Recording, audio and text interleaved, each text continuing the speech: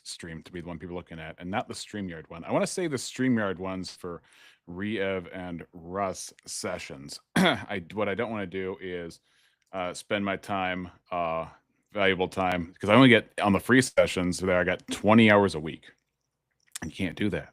I don't want to just spend my StreamYard 20 hours, just on my solo stuff, especially since Rex and Rev goes on for a bit. Now, for those of you who don't know, hold on, copy link address. And I'm going to put this in my original live feed chat here. There we go. There we go. All right, you guys. Welcome back to the Reexamination Show. Today we're continuing our got to turn my fan on. It is warm in here. Today we're continuing the review of the debate between abolitionists and pro-lifers. If you don't know, there are a couple kinds of people in the pro-life world. There are those who are called pro-lifers. Hold on a second. That's you. I have one definition for repent. Wait, what's going on?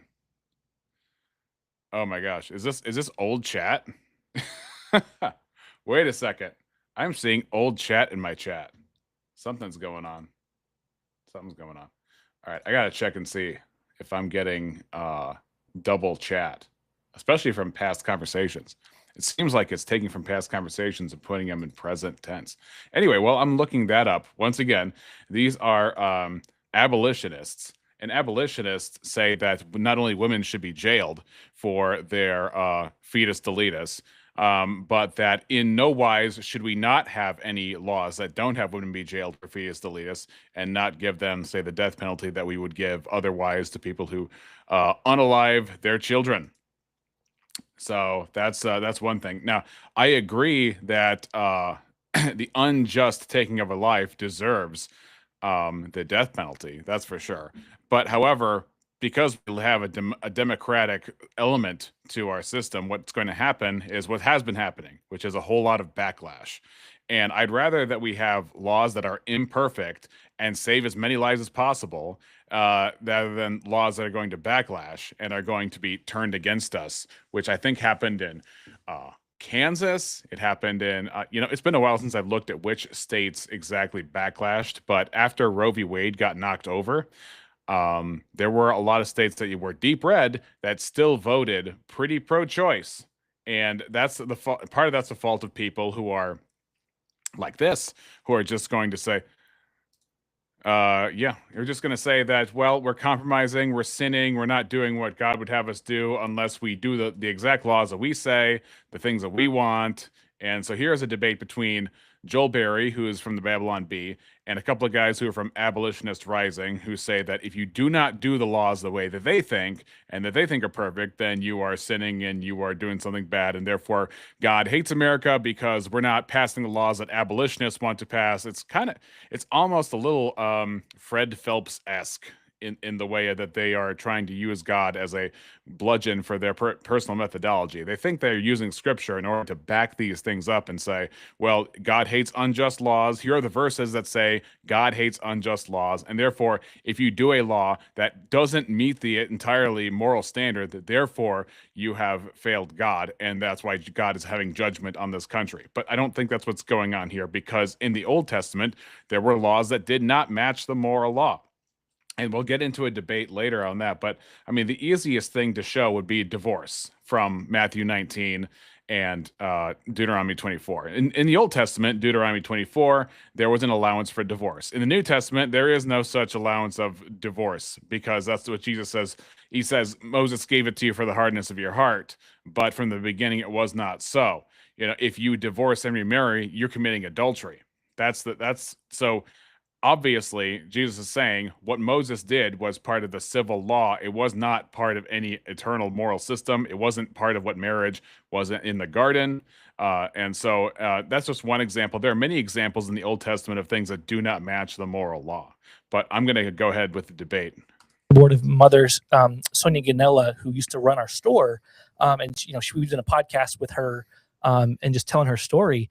And it's like, no, I mean, hi, Missing Mod. Raise them up for Missing Mod. You get one impression for one lifetime. now that we're clipping things, but of course, you know, I don't mind clips, but still, You know, of course. that one's gonna last you a lifetime. Hey, Big Bad Mama, shout out to Big Bad Mama. How you doing?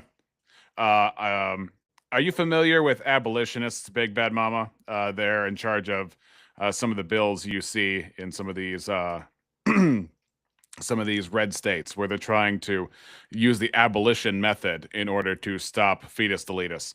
And they say that you are unrighteous unless you do it their way. Like I would do anything for it. This is a debate among Christians. For it to have been murder at the time that I did this, that I may have been spared from this guilt, that my child, most of all, would have been spared from this fate that they suffered at my hands. Yeah. And so I look at having mercy on these women and the men too, right? I mean, especially for men who didn't want their wives or girlfriends to do it. Like, let's use the law as it's supposed to be used, right? The law has three uses. One of them is as a tutor, as to guide people away from soul destroying depravity like child sacrifice. And so I want to use the law. They also characterize it as child sacrifice, except if it is child sacrifice. This diminishes what child sacrifice is, because there's no idol involved. They're not claiming that there is some god out there, some Baal who is telling them to pass their kids through the fire. It's just that when people use like terms like H cost and child sacrifice, it's just, I mean, I agree that it's evil and it's ugly and it's killing millions, but all you're doing is diminishing the twistedness that is particular to child sacrifice. Hi, Rex. You're a nice looking man. You have no reason to be bothered by the clip, but don't worry about it. I know that every video I put out has to do with the clip. I'm just saying that you get one impression. You get one impression. You get one high-pitched impression where I exaggerate what you do with your sassiness every time BS comes out. But I'm just saying, that's good. The more clips, it's free advertising anyway, which is good. One, to establish justice for the child, but two, as a deterrent, so that people, that young mothers and fathers considering abortion or even considering having sex before they're ready to have a kid. I mean, I think that would be another consequence of abolishing abortion, is you'd have a lot less promiscuity because you don't have the safety net of abortion anymore. But for those mothers who have done this and the fathers who have done this, and they're looking at this tough decision, this really close call. I don't. Yeah, that might make sense if you're like king, but if you have a democratic operation of government, then you have no recourse. And plus, the pills make it really hard anyway, because if people can go online and order the fetus deletus pills, then what's going to stop you from doing it? Again, I'm not saying you don't do anything. You obviously want to shut down all the clinics and all those sorts of things. But you're going to have to convince people's hearts and minds first, because otherwise what you're going to do is you're going to set back the pro-life movement for generations. You're going to set back the protection of the unborn for generations. I don't know quite what to do. Well, if you add homicide charges to one side of that scale and that decision-making process, all of a sudden it's not a close decision anymore. And so I want to save people from making this choice in the first place. Yeah, I'm picturing a nightmare scenario where, like what you said earlier about how it could help to curb some of this hookup culture that we're seeing, this sex outside, women being used in this way by men. I'm picturing a nightmare scenario where a girl gets an abortion and both the man and the abortionist point the finger at the woman. And I mean, it could be done. Imagine a scenario in court. As offensive as it sounds, she is a participant in the fetus deletus. As much as it'd be like, well, you're a man, what do you do? It's like, well, I used to be a fetus and I did not get deleted. And just because I can't relate to pregnancy and never will relate to pregnancy doesn't mean that the stance is not the same. It's about life. It's not about pregnancy so much. It's about the birth of the person that you no longer or did not want to take care of in the first place. Or where you have the man saying no, she wanted it, and the woman saying no, he pressured me to do it, and it's one word, it's one person's word against another. Juries and judges are for. I mean, juries and judges we live, our judicial system is increasingly well, I won't get into that. I'm saying you still got to have a law for that. And one very important thing, you got to have a law, but a very important thing there is, again, the same standard would apply. It's innocent till proven guilty. So if all that you have is, you know, his word, her word, if there's any doubt, right? If there's any, if there's any reasonable doubt whatsoever, she's not going to be charged with anything, because to be found of guilt, to be convicted in our judicial system, you have to be guilty beyond reasonable doubt when it comes to crimes like homicide. And I think outside of prosecution, but I don't think that would apply to fetus deleus, though, because if the abolitionists had their way, then the woman would always be found guilty unless there was some foul play and she had no intention of destroying the child. On it, just because you were making the point, and I didn't want it to get lost, that like, if it is true that we live in a culture where you've got like millions and millions of women who just don't really know that abortion's murder, and you want to change that, well, what about the legislators passing a law saying this is murder? The law's a tutor. And so that law's a tutor thing. I don't think it'll take 50 years. But well, the law is a tutor, except when you want to change what the tutor says, which we can do if you campaign hard enough. That's the thing. That's how any party, whether it's Trump, whether it's the left, that's how any, I mean, goodness, the law is a tutor. Yes. Well, which side is Trump being the tutor for? Trump is being the tutor these days for more of the pro-choice side. After Roe v. Wade got knocked over, he started talking about how this is terrible and all this kind of stuff. And, you know, the women, maybe he didn't say the women part, but he was just saying how awful it was in the aftermath of Roe v. Wade being knocked over, and different trigger laws in red states where abortion was entirely banned or close enough. So, I mean, part of me even wonders if these guys want to go full Reconstructionist, or if they want to have some kind of kingdom going on. They want to go full monarchy. They haven't said, as far as I know. I know a lot of ortho bros want to go monarchy, but these guys haven't said. Like, I think if for the next 50 years, the pro-lifers have their way and they keep on saying, you're not guilty, you're not guilty, you're not guilty, you'll never be punished, this isn't bad. You know who really is? Play the victim. That's one thing, a problem I have with the abolitionist side is that Hola, Chapingro. How you doing? How you doing? I don't know if you've ever come across abolitionists before, but I have. And I'm going to be showing a few debates. I'm hopefully doing a series on this where it's a discussion between those who say they are pro-life, which is the mainstream defense of children in the womb, and then those who call themselves abolitionists, who believe that God only blesses all or nothing bills, and if you have any wiggle room, have any leniency, have anything whatsoever, then you are compromising with evil, and it is sin. It is an iniquitous law. No one's saying that you did nothing wrong, you're not guilty. Well, if you do it, you won't be punished. You can say it was the abortionist. Yeah. So, okay. So let me float this out here. This is just kind of a hypothetical here, maybe a compromise. I don't know. If the important thing to you guys, in your opinion, is having a law that states this is murder, why not have a law that states it's murder with a specific category for abortion that has a light touch in terms of what punishments can be meted out? And I mean, like a very light touch, like a small fine. Well, that just tells people this isn't murder. It's a small fine thing. What's that? That just instructs the culture. This isn't murder. This is a small fine thing. Oh, and hello to my one Twitch viewer right now. Say hi, Twitch viewer. Give it a like. I don't think so. Well, like what kind of fine? Like I don't know. I'm saying, I think for the safety of the woman and the state that she's in, I mean, pregnancy and abortion is a very unique thing. I think it's a fallacy to draw perfect parallels between other types of murder and other types of killing. I mean, the woman is uniquely in a very vulnerable and also dangerous position. I mean, like you could tell me which political party the absolutism makes you think about. Which party would that be, Mr. Chapingro? But yeah. The part of the reason I'm here is the church world is a very, shall we say, varied environment.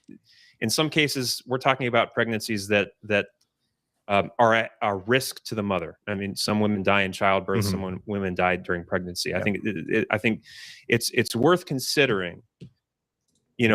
Making abortion as a unique category of murder under our laws. That's what it is. Right now. In order to bake in some special protections and provisions for the vulnerability of that woman, so that we don't have these horrific scenarios where, a woman who gets a miscarriage or doesn't know what she was doing is falsely accused and is, is executed in the state of, in a red state where they're generous with the death penalty.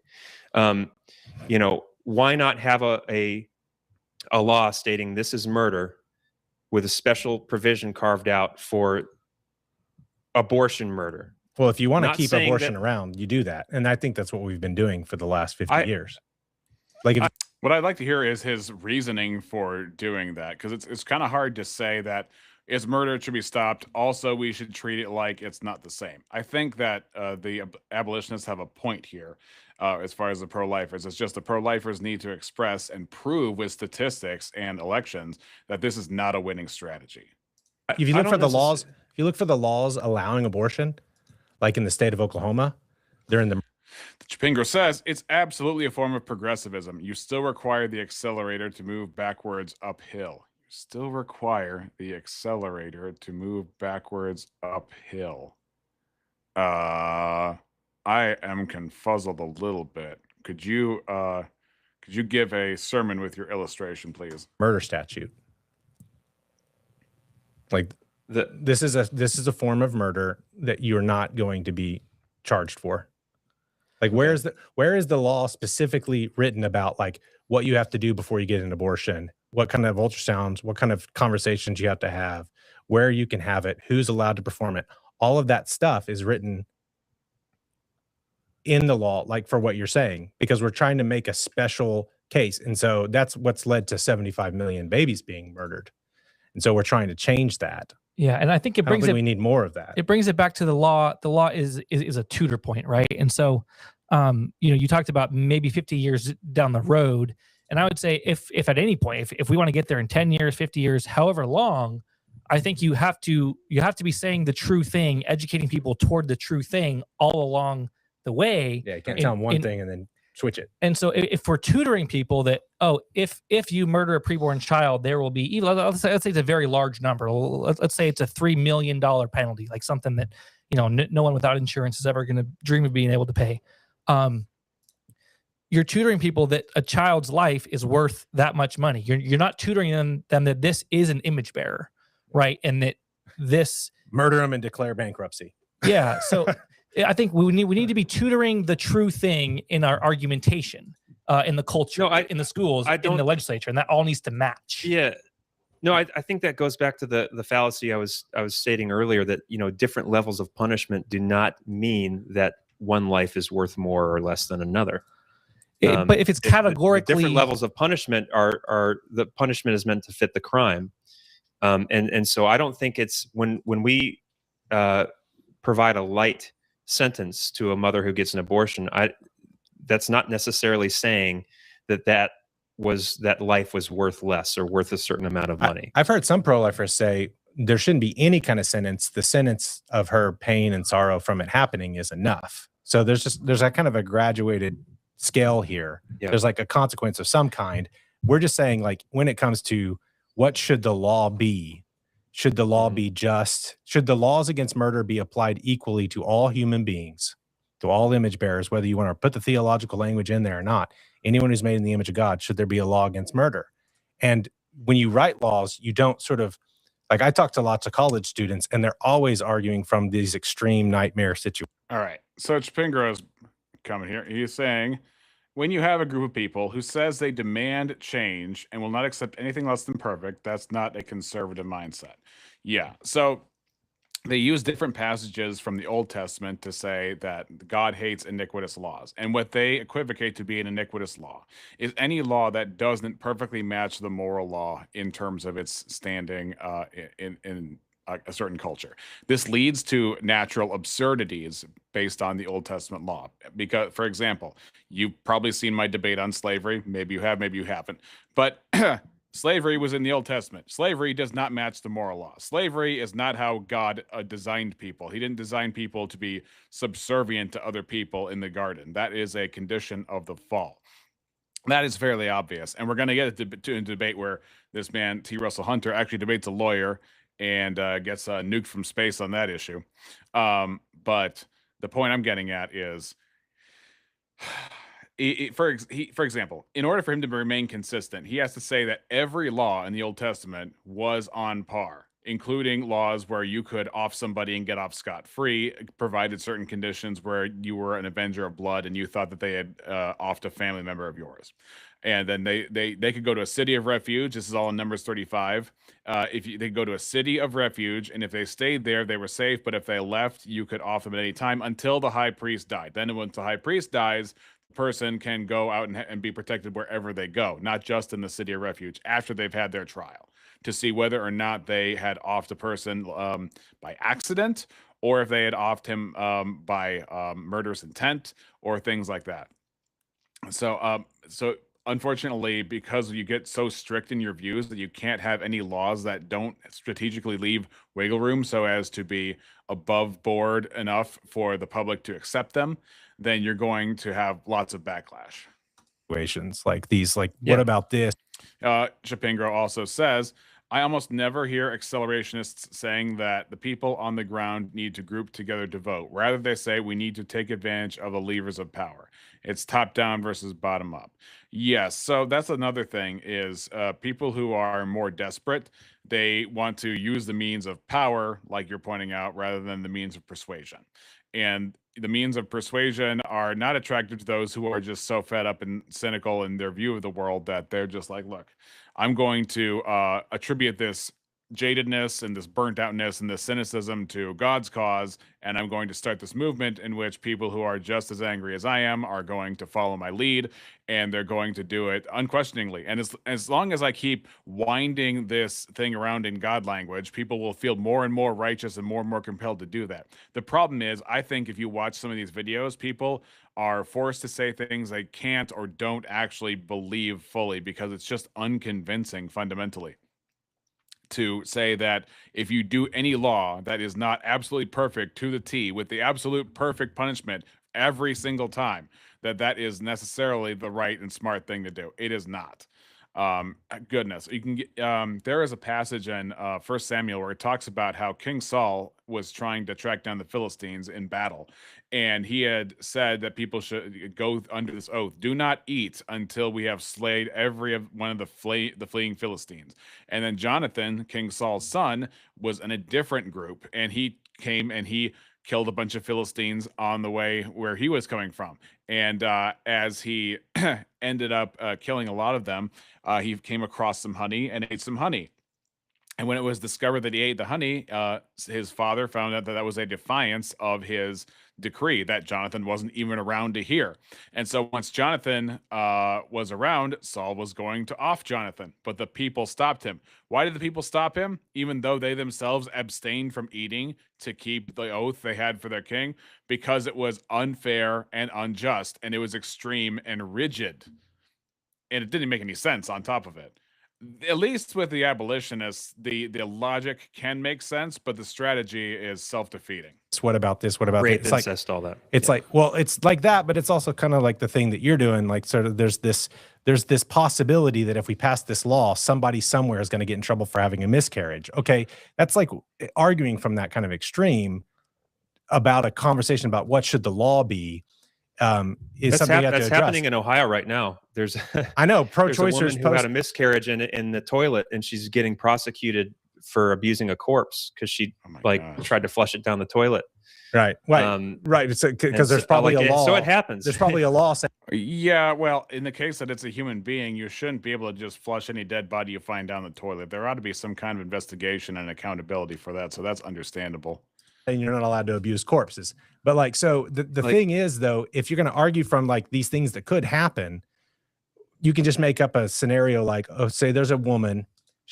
Chapingro says, you're absolutely right. It's a rejection of traditional Christian individualism. So between individualism and something, I hate to, I wouldn't say collectivism, but between radical individualism and radical collectivism, I would think there's something you could call along the lines of communitarianism, where you have communities, you are not an island in and of yourself, and it's not a reinforced sort of system, but there is a taught ethic among the people that you ought to have a heart for other people, you ought to get to know other people, have affections for other people, have an actual neighborhood. I don't know the last time Americans have had an actual neighborhood. Can you really have streamers who are dedicated to streaming all the time? They know all their neighbors and they have them over for dinner, and then vice versa. Right now, we have very isolationist, sort of a, well, isolationist is the wrong word. We have a very um, individualistic to a fault sort of culture. I think that probably has to do partly with the Enlightenment and the Revolution and the Protestant Reformation in a lot of ways. And that's a tragedy. I think we would benefit from avoiding collectivism and avoiding hyper individualism and have some kind of sense of community. I'm trying to grapple with what you're getting at. I don't know that. I would have to think more about how on the individual level that might work. There is definitely a sense of do not oppress the poor all over the Bible. And yet there is also a sense of giving to the poor and visiting widows and visiting orphans and things like that. That makes what true religion is. He says, all I'm pointing to is we get these ideas from the tradition that your salvation is yours and yours alone. Only the individual can choose that path. She's just had a child. She's got severe postpartum depression. She's at home. Her husband works, 2 or 3 jobs. He's always gone. She's at home with this baby. She's suffering from all this postpartum. Her baby won't sleep. She's having all sorts of problems, and she's just sick and fed up, and she hasn't slept. And what she decides to do is drown the baby in the bathtub. Right. The reason, and then there's an investigation, and it turns out after some time and some looking that she murdered her baby, and then she's put up on. It's the reason that you can even do that investigation and look into it is because there's laws against drowning your babies in the bathtub. And so that kind of, arguing from the extreme and talking about this sort of thing, you got to be able to bring in, okay, so we're trying to establish a just equal treatment across the board. Do you find me in error? I would say that I don't know. I haven't thought about how individualism matches up with biblical understanding. What a face! What a face! I'm seeing a little bit of the lion from the Wizard of Oz in here. Going. I would have to think more about how the word individualism would fit in the doctrines of the Bible, because we're supposed to be, the grace in the kingdom is the one who is the servant of all. And so if we're going to be those who reflect Jesus Christ, we're supposed to make ourselves servants. And then individualism, as we know it, has more to do with I'm carving my own path, and I get mine, you get yours, you leave me alone. I'll leave you alone, that kind of thing. And that's how it's usually understood. And I don't think you mean it that way exactly, but in terms of like religion, like your actual relationship with God not being enforced upon you, I agree upon that. That's between you and God. But it does not chalk up. It's because it's your right to reject God. That's because it's between you and God. But it's definitely outside the purview of other people to put a gun to your head and say you must believe and you must obey these things that you don't believe. The gospel has to do with telling you the truth so that you go to God. The gospel is not about directing you to the church. It's not about directing you to mortal men. It's about directing you to God. So you have that relationship between God and yourself. That's why in Matthew 6, Jesus is saying, if when you go in to pray, shut the door and do it in secret, your Father will reward you in secret. But for those of you who go out and pray and you make a big show out of it and you blow the shofar so everybody knows that you've prayed and you're Mr. Righteous Man, you have received your reward. That's it. That's all you get, right? And look, it is Rev Russ, the unapologetic preacher. How you doing, Rev? Rev, have we talked about abolitionists before? I'm sure I have along the way.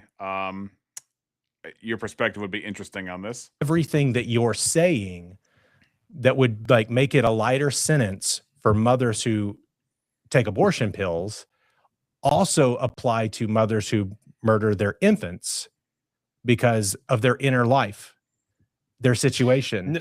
Because there's people who murder their infants out of coercion. A boyfriend who's like, I'm leaving you because I can't stand this crying baby.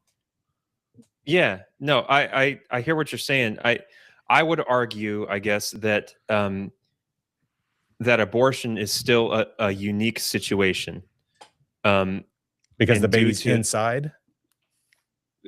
Because of our... I think it feels like a unique situation because the woman is vulnerable, and we as men kind of have this sensitivity to a woman's vulnerability, at least if our brains are working properly and our consciences haven't been seared. Now, I think that can be misplaced and that we can give a sympathy that does not belong when the woman knows exactly what she's up to and what she's doing. She is a free moral agent just as we are. So I don't want to diminish that, but I also want to say that there is a sort of panic I expect a woman must go through when she has a pregnancy that she does not want. And that is, there's also... because of that, the optics on this for people who are moderates and people who are on the left, the optics are very convenient and very persuasive for people to feel like, well, you've trapped her now. The woman is trapped. You know. Chapingro says, thank you, Rev. May your path with God be clear and ever present. Blessings all around, everybody. Cultural beliefs and attitudes and what people think about it. Well, we're trying to change those by establishing just laws. The question is, okay, check that out. We're trying to change people's perceptions by establishing just laws. There is something to that, and remind me, Chapingro, there was a semi-famous, for people who are watching the Supreme Court case, where Sotomayor said she made the comparison between Obergefell and the effects that it had on society. And probably the same would be true with slavery and the 13th, 14th, 15th Amendment, about how the laws can change the course of people's attitudes by force, or implied force in that case. That is very true. And it is also true. For example, I remember when Miley Cyrus was on Saturday Night Live and she was doing a skit, and in her skit, she recited one of the drugs that she had been using, or something that she was using as a drug. And she said, "It's legal," to the audience, as if legal means moral, as if legal, it should be all the answer to every question and every objection. Well, it's legal. There, what do you got to say now? So there is a perception that is given by the law to understand, like, where morals come from, but obviously that should not be the cornerstone of right and wrong, is what happens to be written on it arbitrarily in a piece of paper that can be undone at any time. So let me delve into that. I mentioned this on Twitter. I used this illustration on Twitter. You probably saw it, James. This idea of, imagine you're in Brazil, and murder is illegal in Brazil. You're exploring the Amazon rainforest, and you come upon an uncontacted Stone Age tribe that practices cannibalism.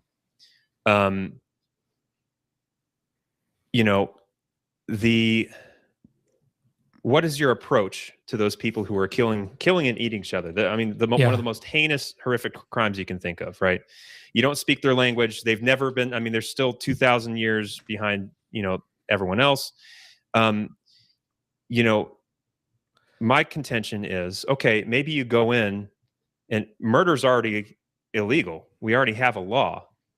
But you're not day one of contacting that tribe. You're not erecting a scaffold in the middle of the village with a noose on it and hanging people for their crimes of cannibalism. You're first of all trying to figure out their language and reaching out to them. You're then educating them, introducing them to new concepts, and eventually getting them to a point where you can righteously judge, these people for what they're doing. Right. Let's see. Chapingro says, it is wise to use this as a method of moving forward, given that you are so clearly pointing out the ways it can be is it wise to use this as a method moving forward, given the way you are so clearly pointing out the ways it can be abused? Well, that's what I'm saying. If the thumbnail is me versus the abolitionists, because the abolitionists, I think, take it way too far. Not only do they take scripture wildly out of its original understanding in order to do this, but they use it as a cudgel for people who disagree with them, as if they are sinning and rebelling against God. The laws change minds thing. What I'm saying is it happens to be true. I'm not saying that it is moral or that it is the ideal way to teach people. Obviously, I'm not a forced doctrine advocate. I agree that forced doctrine is merely a descriptor. The problem is when they say, oh, I believe there are duties, but there are no rights. Well, those are two moral claims. Number one, the belief in duties. Number two, the belief in rights. So when you mix that in the soup of your idea of forced doctrine, what you are implicitly saying, whether you think you're trying to or not, or whether you are trying to or not, is that force at the end of the day is the only thing that makes something correct, as opposed to whether or not it comports to the character of God. So he says that path seems smarter. Load time preference is better. Yes. So I agree with Joel Barrymore. Not Barrymore like Drew Barrymore, but I agree with Joel Berry, the guy who is one of the top guys at the Babylon Bee. And but I'm kind of in the middle, because I understand the abolitionists' logic in terms of like jailing the woman for offing her child, and I understand even giving the death penalty for such things. However, I also understand that it's more worth it, in my opinion, to hold back from laws that would otherwise be a backlash to the system. Right. And that's what I think abolitionists would ultimately do and have done, because they've been known for shooting down good bills in favor of no bills whatsoever, and therefore will let babies continue to die and continue to die and continue to die because their bill is not perfect in their eyes. I think that, again, it's not a perfect parallel, but I think that there's it's good. It's a good thought experiment. Yeah, I agree. I think that yeah, so I think how I would respond to the thought experiment, I think if you're coming into a tribe and you're one missionary or two or three missionaries, you're not going to come in with the ability to write laws and enforce laws in this culture that doesn't know who you are. But I think what I would do as a missionary or someone trying to influence these people, and not even a missionary, say you're a government official, okay, someone who's exploring the Amazon rainforest on behalf of the government to try to reach this tribe. Sure. And maybe you do have the authority to enforce laws. Maybe you're law enforcement. Let's steel man it a little bit. Okay, so steel man it. So you're law enforcement. So if I have the ability legally, I mean, I guess I don't know the intricacies of international law as well as I do kind of Oklahoma or U.S. law, but I think I begin certainly by making a cultural argument appeal to these people, and that culture appeal will never ever back away from the truth for either calculated pragmatic reasons or whatever. Will always be murder is worthy of death. Like, here is the penalty if you do this. You can't contradict your cultural argument with your laws. Hey, you cannibals, eating people's bad, but we're here to set up a special because what you're actually advocating to make the steel man steal is you're advocating that we should, in a culture that is full of cannibals, set up a special permissions for cannibalism and allow the cannibals to continue to be cannibals for until some unknown period, for decades and decades and decades, and then establish that law. And so we're saying well, I mean, part of that would are there going to be cannibal lobbies? The cannibal lobbyists come into town and they want to say, hey, we have a lot of special interest money. We want to keep the cannibal, Taste of Chicago alive. I would say the law's pre-existing. Murder's already wrong. When you say the law, you're talking about the moral law of God on the heart, or what law are you talking about? I'm saying that I think he's talking about like a legal argument. There's already legal argument precedent for ending abortion. Same way that there was a legal precedent to end slavery before we had the 13th, 14th, and 15th Amendment in some form or fashion. It just wasn't implemented, and the culture overwrought the actual law.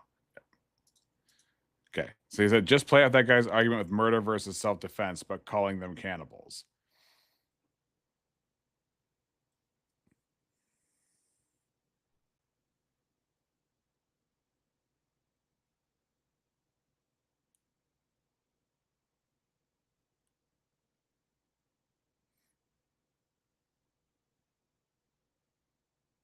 I have the dumb. I'm not tracking Chipingro. The actual law is, say, in Brazil, it's on the books, murder is wrong. So these people are technically within the borders of Brazil. They're breaking the law. I see. Oh, then yes, I would say Yeah, you'd force it. yeah. If they're under the jurisdiction of Brazil, absolutely, I would enforce it. And I think that by you would go in day one and start hanging. No, the natives. you'd go in, you would say, here's the law that you're breaking it, here's how you're breaking it, and here's how we're going to enforce that. So you establish justice and you enact just statutes and you carry out trials without showing partiality. So you know the situation, they're a bunch of cannibals and you're trying to like get them to no longer eat other people. I'm assuming you kill someone and then you eat them. They're not just eating people who die of old age, I guess. I don't know. But like that, the question is, if you really do set it up, like you can say this, you're the king of this culture. Like, why would you say, oh, culture, you're so bad, I want to leave you in your badness? Well, that goes back to what's called incrementalism or gradualism. You don't do everything all at once because people would not tolerate such a radical shift. Again, if you go back to my debate on slavery, people would not tolerate such a like if you emancipated all the slaves, all you would do was have an economic collapse in the ancient world, which would lead to more slavery. Same thing with abortion. Abortion is its own self-contained example. You increase the restrictions, the backlash is so huge that you've statistically increased abortions. All right, Chipingro is going to demonstrate the flaw here. Quote, you're going to create a carve-out to let some people continue murdering sometimes. The entailment of his argument to murder versus abortion.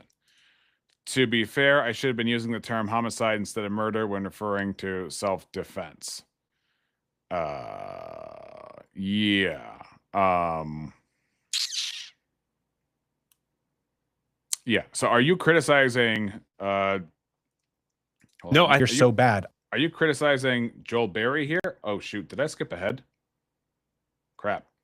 Did I skip ahead? I can't even tell anymore. Are you criticizing Joel Berry or are you criticizing T. Russell Hunter? Before, after. Before, after. I want to leave you in your badness. No, I think that you would do everything that you can using the law enforcement means, the weapons at your disposal to prevent this from happening. Whether and please be sure to like and subscribe to keep the cannibals away. But then if it happens, so you're saying then if it happens, what do you do? You are the police of Brazil. You see a guy murder another guy and then eat him. You're saying you would not. You failed to prevent it. You weren't able for whatever reason you weren't able to stop it. You were too late on the scene. But you thought about other people. You would not arrest that guy you just saw kill and eat someone. Well, see, that's the thing. Like it is optically not very strong. I'm criticizing the guy in the red hoodie because he's saying there's never a time where aborting a baby is a morally preferred outcome. Medical situations be darned, I'm guessing. Yeah, I'm not sure. There are people, especially in his movement, that deny the fait accompli of a what would you call it? The sealed fate of a ectopic pregnancy. So I understand because doctors can get things wrong all the time. Doctors say your baby's not going to make it, and before you know it, that's the Olympic baby that got 8 gold medals in the swimming or something like that. So I understand their apprehension to be like, oh, let's just trust the doctor with everything, because doctors are humans just like you and I. They don't know everything. They're not psychic. They're not wizards. So I understand the skepticism from their part, but at the same time, ectopic pregnancies are known for being a done deal for a reason. And I don't allow for grape or incest, though. Can I even say that last word on YouTube? We'll find out. But it tells the other cannibals not to do it. That's where it gets murky as to whether or not there's a timeline of teaching these people, learning these people their language and teaching them that it's wrong and why it's wrong. Like, again, maybe it's a shorter timeline than 50 years, like I was saying earlier. Maybe it's a week or two. But my only point is you're not meting out justice and executing people on day one. But do you establish the law of learning? Do you establish the law's law? there. It's already there. Do you say, hey guys, Yeah. do you tell them Here's the law, and we are going to enforce this. So stop. And there's Marilyn. Marilyn says, I hope you don't hate me. No, Marilyn, I do not hate you. I care for you. I care for your soul. We have disagreements, but I have no animosity towards you. Obviously, we were in the same Discord chat with some people at JS Urban Adventures not too long ago. I think we had a pretty cordial conversation up until we got to some disagreements, but I'd rather not have fights. I'd rather have agreements. Let's see. I did want to hear what you had to say on Discord. Marilyn, all is well. Salutations, Miss Marilyn. So, Chapingra says, I think abortion can be murder, but instead of being absolutist, the time would be much better spent figuring out where that distinction lies as we have in the past for self-defense. I think that's reasonable. Flipping, killing, and eating each other. or do you tell them, here's the law, you're breaking it. We understand that you're breaking it and you're going to continue to break it. So we're not really going to enforce it. Why would they stop if they know you're not going to enforce it? You know, I think Joe Barry's finding himself in a situation where maybe he wanted a different sort of analogy. I don't even remember who introduced the analogy. Maybe Joel himself introduced the analogy. and then that's what the law is. Why would they is very take you important. seriously? It's like you're contradicting your moral cultural argument. Hey, we want to change you into a non-cannibalistic culture, but we're not willing. Well, we don't want to put on our man pants and tell you don't do it. No, We're going to protect no, people from being cannibalized, but we're not going, because one of the best ways you protect like Christians from being murdered when they go preach the gospel is anyone who does that to any Christian anywhere in the United States of America or wherever gets punished. Now, if somebody kills a street preacher somewhere and then they look and they're like, wow, the guy who killed that street preacher didn't get in trouble. They want to protect street preachers from being killed, but like whenever they find that one is killed. What are you kidding about, Mod? J.K. Rex. J.K. Rexing? Author of the Hari Putar series? Hey, 1313 Maryland. What's the just kidding? I didn't catch it. What are you kidding about? Maybe it's something you didn't send yet. Or anyone. It doesn't have to be street preachers, but you don't come around like it's like the cannibal kills a person and eats them and you come in on them and they knew the law. They knew they were breaking it and they're like, yeah, I did it because I like the taste of if they human ribeye. if they knew the law and they knew they were breaking it, then I got to say, human ribeye goes pretty well with some A1. then absolutely. I think That was definitely a joke. Don't censor me, YouTube. my only point in saying this is that I think that there's a strong Remember when we decided a number of decades ago that introducing anti-racism laws would cure racism? Yes. Shame versus persuasion. No, only anti-Semites get punished. Only Jews are protected. You should ask some of the advocates for anti-racism what they think of Jews. case to be made that it is very hard to prove in most cases that that women fully know what they're doing. Similar to So we need to tell a them. Stone Age cannibal tribe that practices, but we need to tell killing and them. eating other people. Like Yeah. we're advocating. But we need to tell them, and we do. We tell them that it's murder. We tell them that it's wrong. We outlaw it. We put the abortionists in jail. We jail the RU 486 people that dispense the drugs. But we tell them if you get any of these stockpiled pills and you take them, you're not in trouble.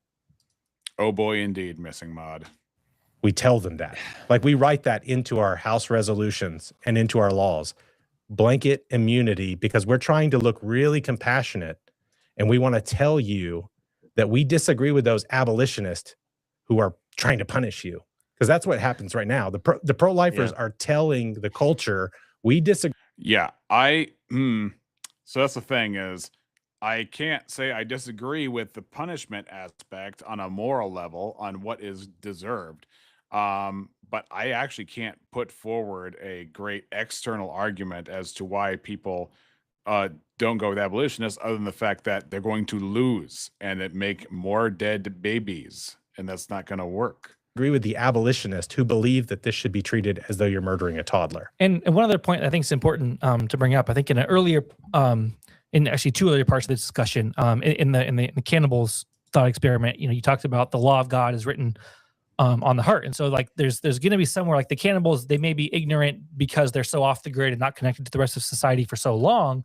But again, that moral law is there, and Romans 1 tells us that mankind in our depravity is very very susceptible to suppressing that in unrighteousness, in sin. I like to murder and eat, or I like my ability to pursue my college career or my job without the hindrance of children. And so I'm going to suppress the truth that I know deep down. I'm going to suppress that because I want to pursue my own lusts and my own success and all of these things. And so that's one point. And then the other point I want to bring up is, okay, here's the problem. There have been caveats in the Old Testament for this. So, for example, I'm going to go to Numbers 35. We're going to read from the ESV. So it talks about when you cross.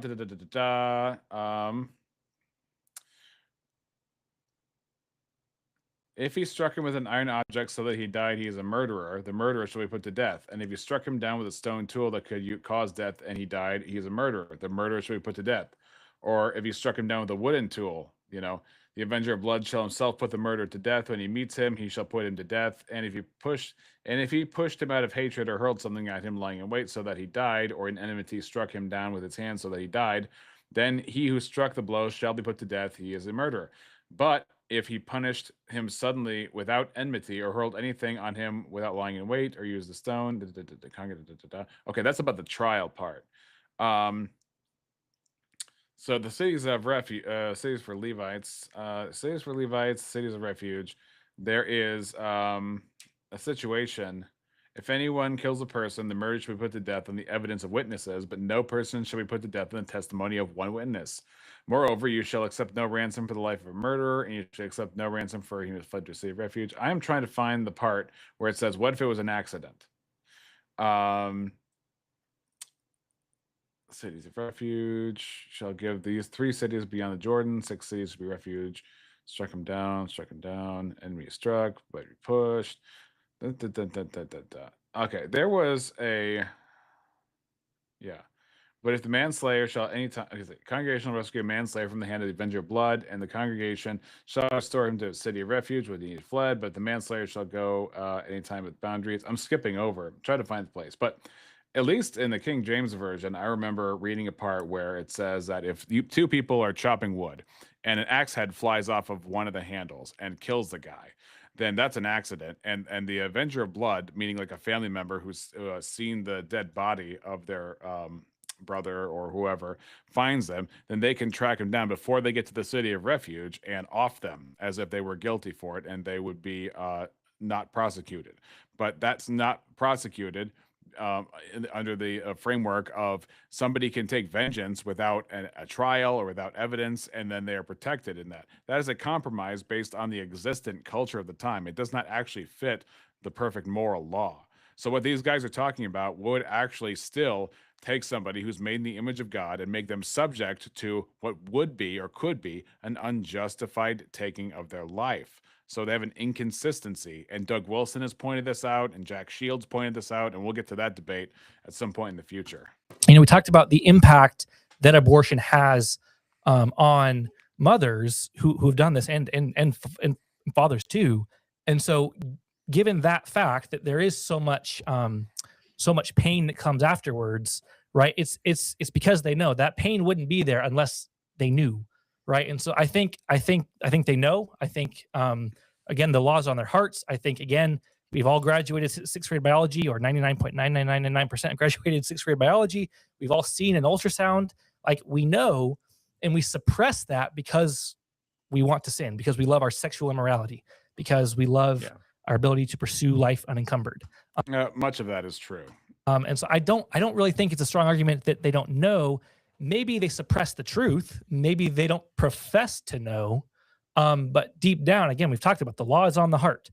This truth is, again, it's suppressing the truth and unrighteousness is what's going on. Like, abolitionists, we really do believe that people are out there sinning. to the point of practicing child sacrifice. We don't believe with the first. Again, with a child sacrifice, it's a misstatement, and I would say it's an overstatement because they're not doing this as part of a required ritual for some imagined deity. They're doing this because, like I said, they want to have their beach bod, they want to do their college life, they don't want responsibilities, they're not ready, and so they end the child's life in an unjustified manner. Culture and history that hasn't practiced child sacrifice. Like, people are actually killing. I'm pretty sure there's a specific definition of child sacrifice, and I think also maybe a specific, Their babies.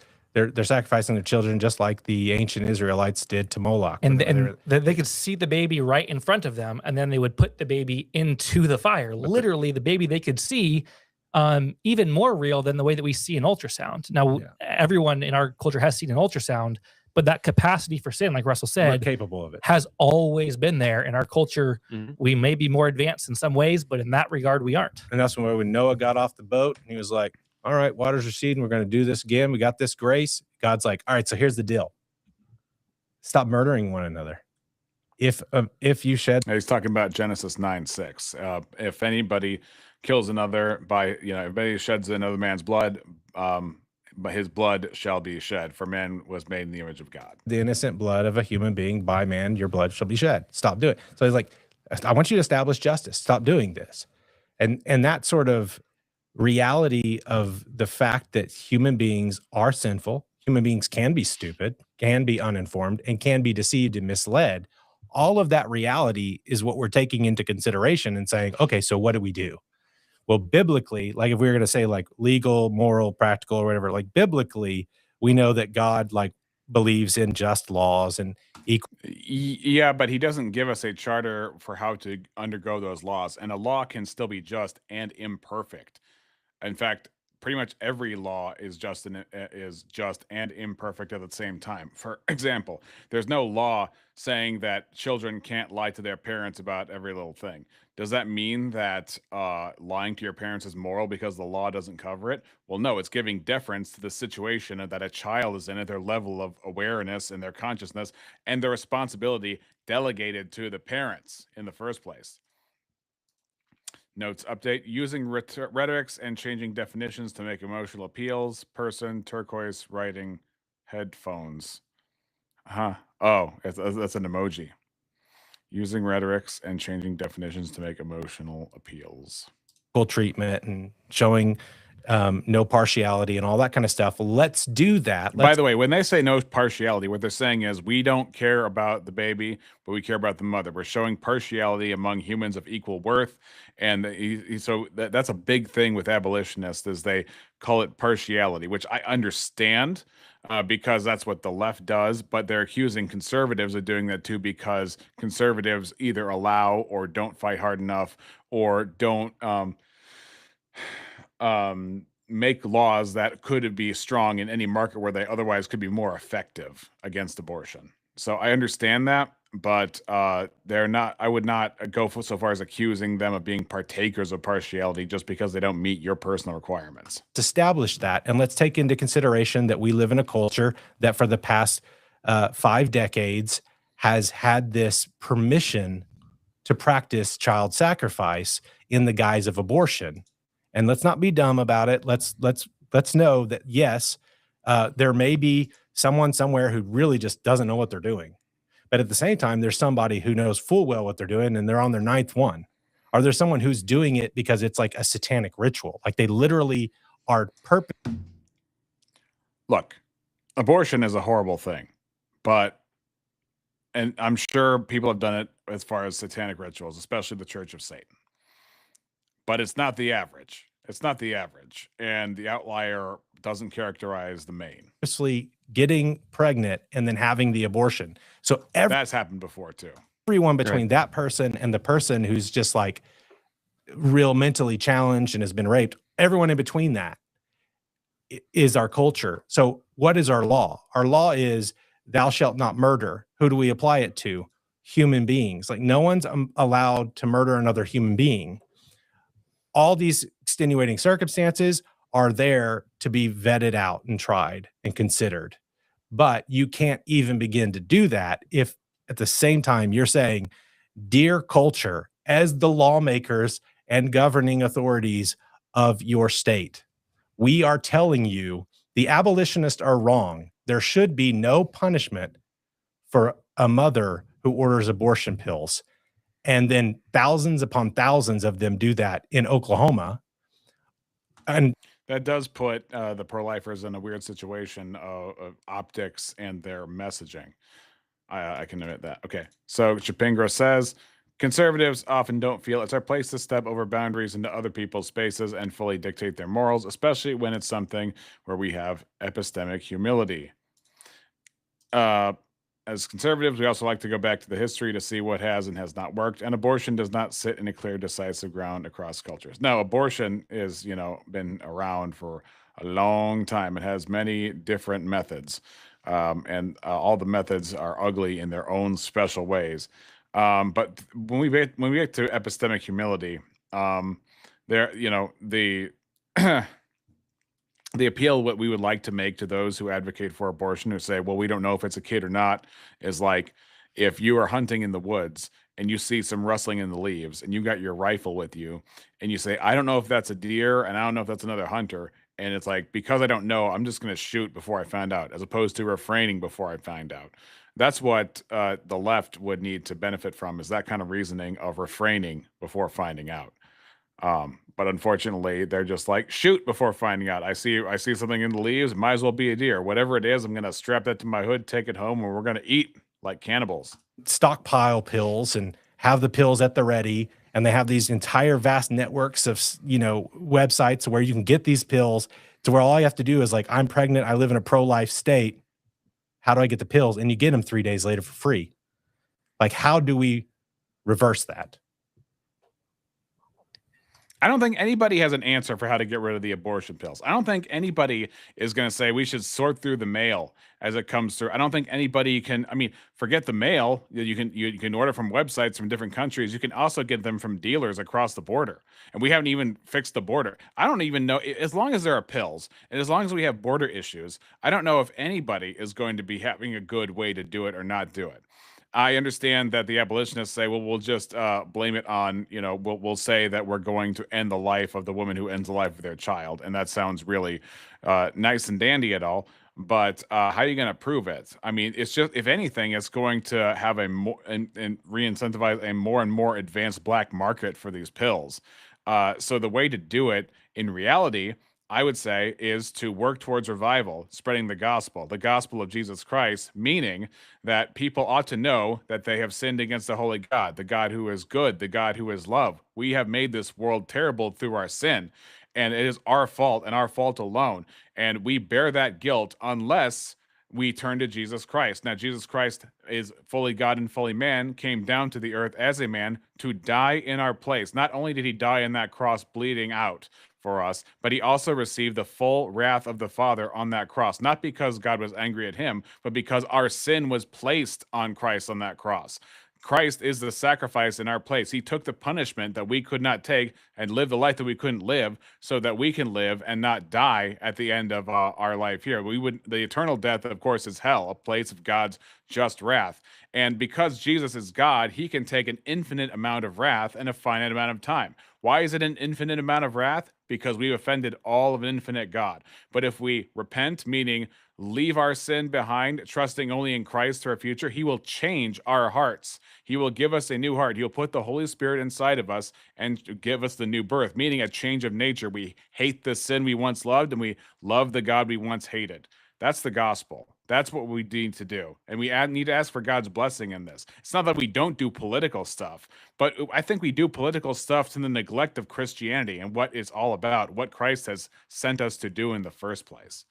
Chapingra says, I'm fairly certain there are places in Alaska where it's illegal to be without a proper firearm for this exact reason. Sorry. As conservatives, we also like to go back to history and see what has worked out. Yeah. Cross cultures. Yeah. As far as Alaska, I don't know, but that would make a whole lot of sense with all them polar bears up there and grizzlies and Kodiaks. By telling them that it's not wrong, like that it's the abortion pill provider that's the problem. No, see that, and that you keep going back to that somehow we're telling these women that it's not wrong, that's not sin. And you also earlier you mentioned something about Yeah, that's a mischaracterization. Obviously, now there are effects, of course, of people saying, "Well, it's been decriminalized," whatever it is, as opposed to made illegal or made a felony or things like that. I get that, but at the same time, some offenses are regarded differently than others, and that's only fitting. Same thing with like Chipinger was talking about, like murder or self-defense or things like that, or manslaughter. There are differences. The question would be like, at what point does the person have the sufficient knowledge to have known it was murder? Obviously, if you're like, yeah. Anyway, I think the vast majority of them do. I can't imagine too many situations where they don't. how we're saying that these women should not be punished for what they've done. I don't even think pro-lifers are saying that. I That's think what the pro-lifers would pro-lifers the would law say. says. I mean, that word "should" being the key. I think pro-lifers are not saying that women should not be punished or don't deserve Some of them are. some sort of punishment at some level. I think that pro-lifers are saying that because of the uniqueness of what carrying a child is and the vulnerable. Okay, so what you're saying, Chipingo, is if you're in Alaska in the woods and you hear some rustling, it might be towards your benefit to take a shot, not knowing what it is on the other side of that shrubbery. I suppose I understand that. Yeah, but that would not apply to obviously something that we know has human DNA, is growing a heart, is coming from the mother.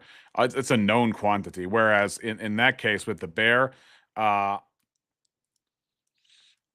see that the window is narrow for the margin of error in there, and so in order to be safe, you could feel like you have to do that.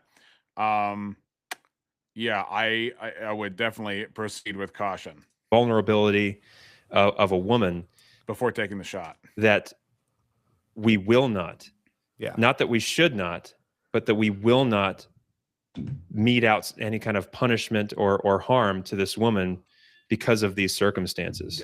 Just a sidebar on that. Do you think pro-lifers are saying that because they think that that is what's true and best for society and most practically powerful thing to protect babies? Or do you think they're saying that because it's PC and it sounds better? They don't want to look discompassionate towards women. I think there's probably all of the above at play. I can only speak for myself. I don't know how other people would answer that question, but I can say that as far as I'm concerned, like there's not a concern for how it looks to society. No, I mean, well, only in the sense of when we're talking about strategy, political strategy of ending abortion. I think there's an argument to be made, from pragmatism, and I'll proudly say that I'm a pragmatist when I know like the abolitionist movement hates pragmatism, but well, I think what we're doing is the most pragmatic, but okay, so here's what's going on here. When the pro-lifer says pragmatic, what they mean is this is going to work because it's not going to backlash and set us back 2, 3, 4 decades in the abortion fight. And then when T. Russell Hunter over here says pragmatic, what he's saying is, I think this is actually going to be the way in which it works to end abortion, because God is otherwise going to allow abortions to keep happening because we allow abortions to keep happening. And the way we allow abortions to keep happening is because we have these wimpy laws that don't actually abolish it. And we need to abolish it so as that the woman is either in jail or put to death, and that would fix it, society, in his mind. No, I mean, well, only in the sense of when we're talking about strategy, political strategy of ending abortion. See, political strategy. I think there's an argument to be made, from pragmatism, and I'll proudly say that I'm a pragmatist when I know like the abolitionist movement hates pragmatism, but well, I think what we're doing is the most pragmatic, but well, okay, that's fair, but I think maybe there's an argument that leading with this idea that we're going to put women in jail or execute them is maybe not the best strategy for moving the ball forward because it's going to freak Yeah. people out. That's what Definitely not how you're going to sell them records at your record store. we got to lead you know, with the act of abortion. Whether or not you agree with that, I think that could be an argument, Yeah. you know, for being concerned about how it looks. Yeah. People should As not far as- strawman the abolitionist position to say that we're only running around wanting to punish women. That's like a way of making us look worse instead of saying, oh, these abolitionists, they just want to make the laws against murder apply equally to all people. The thing is, the distinctive, though, is that you are doing what the pro-lifers wouldn't do, which would be directly going after the mother with legal action commensurate to the murder. Chapingo says, it seems to me that Flannel Sweater is concerned about winning the war, while Red Sweater is concerned about winning decisive battles. So Red Sweater is coming from an ethic where you have to do it at, as you had put it and I'd put it, an absolutist kind of a framing, in terms of like the laws must reach this particular threshold of action, and if they don't, then it's displeasing to God, which brings judgment, and if they do, then maybe they will trigger revival, which we have no evidence that laws in the books are going to trigger revival. The only thing that brings about revival is God. It's a person, it's God. And the only ways that God has blessed revival has always been the spreading of the gospel. So if you're not spreading the gospel, if you're not telling people about the Lord Jesus, if you're not telling people about their sin, if people aren't getting convicted, it's our fault as Christians for not changing the culture based on telling people, not forcing people, but telling people and letting God do the work of the Holy Spirit and praying a lot ahead of time. So that's that. And they're not going after women, they're going after whoever is the principal agent. Yeah, I think it's important to note that we're not leading leading with it that that. way. I think the New York Times leads with that. Like the National Right to Life open letter about the abolition bill in Louisiana leads with that. But if you read an abolition bill, there's no mention of a woman. There's no mention of anything. It just makes the homicide laws that exist apply to the preborn child, and our argumentation is along those lines. And then, as we addressed a bit earlier, the dispute specifically about women comes up because that's the particular part that the pro-lifers object to. And so there's the whole debate. But we certainly don't lead with that. We would lead with the laws against murder that exist should apply also in the case of preborn children. But I think we haven't touched much on this yet. And I think I'm glad you brought up kind of the practical, pragmatic aspect of this. Because, again, pragmatically, not much has really changed in Oklahoma. The thing I see being ignored by Red Sweater is that decisive battles can only be determined after the war is over and the history is written. Exactly. And that's the thing is they would like to think that, well, we're going, if we put up these other bills, goodness. Okay, I'll give me an example. They said, the abolitionists said that Roe v. Wade was never going to be overturned. What are we doing? And then Roe v. Wade was overturned, and then they're like, nothing has happened. You know, they had to kind of switch gears when their prediction fell apart, thanks to Donald Trump, the Heritage Foundation, Amy Coney Barrett, Gorsuch, and Kavanaugh. We don't have as accurate of statistics because there's no reporting of the abortions that are taking place now, except for, we did see a report that came out of the Journal of the American Medical Association that showed, I think it was, I think Oklahoma is the 5th fastest growing state for self-managed abortion based on numbers that, again, I'm not going to use the name of the URL, not to give them any airtime, but these, since the overturn of Roe in states that have, banned abortion, again, it's so easy. And there's people who are stockpiling these, like they ordered, like I ordered one, but there's people who are ordering these by the hundreds. So if you're wondering, those are abortion pills that he ordered online. And apparently it was easy as pie. That if any friend in their community gets pregnant and needs one, they can give it out. Oh, yeah. Like all of these are already in Oklahoma. So pragmatically, how do you have any impact at all? Because I would contend pragmatically, not a single thing has changed in Oklahoma. You're just not counting them. It's just they're just not reported. Mm-hmm. It's like everybody was aware D-Day would be big, but nobody had any guarantees that we would have won. There's a potential alternate timeline where we lost, and that ends up being a decisive battle against us. That's true. difference between an Uber and a taxi. Yeah. Well, I think. Okay, let me ask the chat. Do you think that let's see, can I actually put up a poll? I'm gonna see if I can put up a poll. I have not put up a poll before in any of these things. Can I do it? Do I even know how to put up a poll? Maybe I don't even know how to do that on my own channel.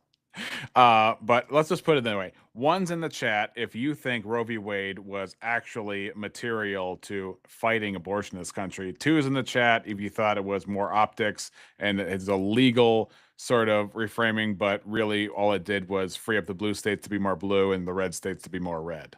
One's for yay, two's for nay. One way to at least chip away at it would be to outlaw the pill. Outlaw make the it pill or contraband. outlaw taking the pill?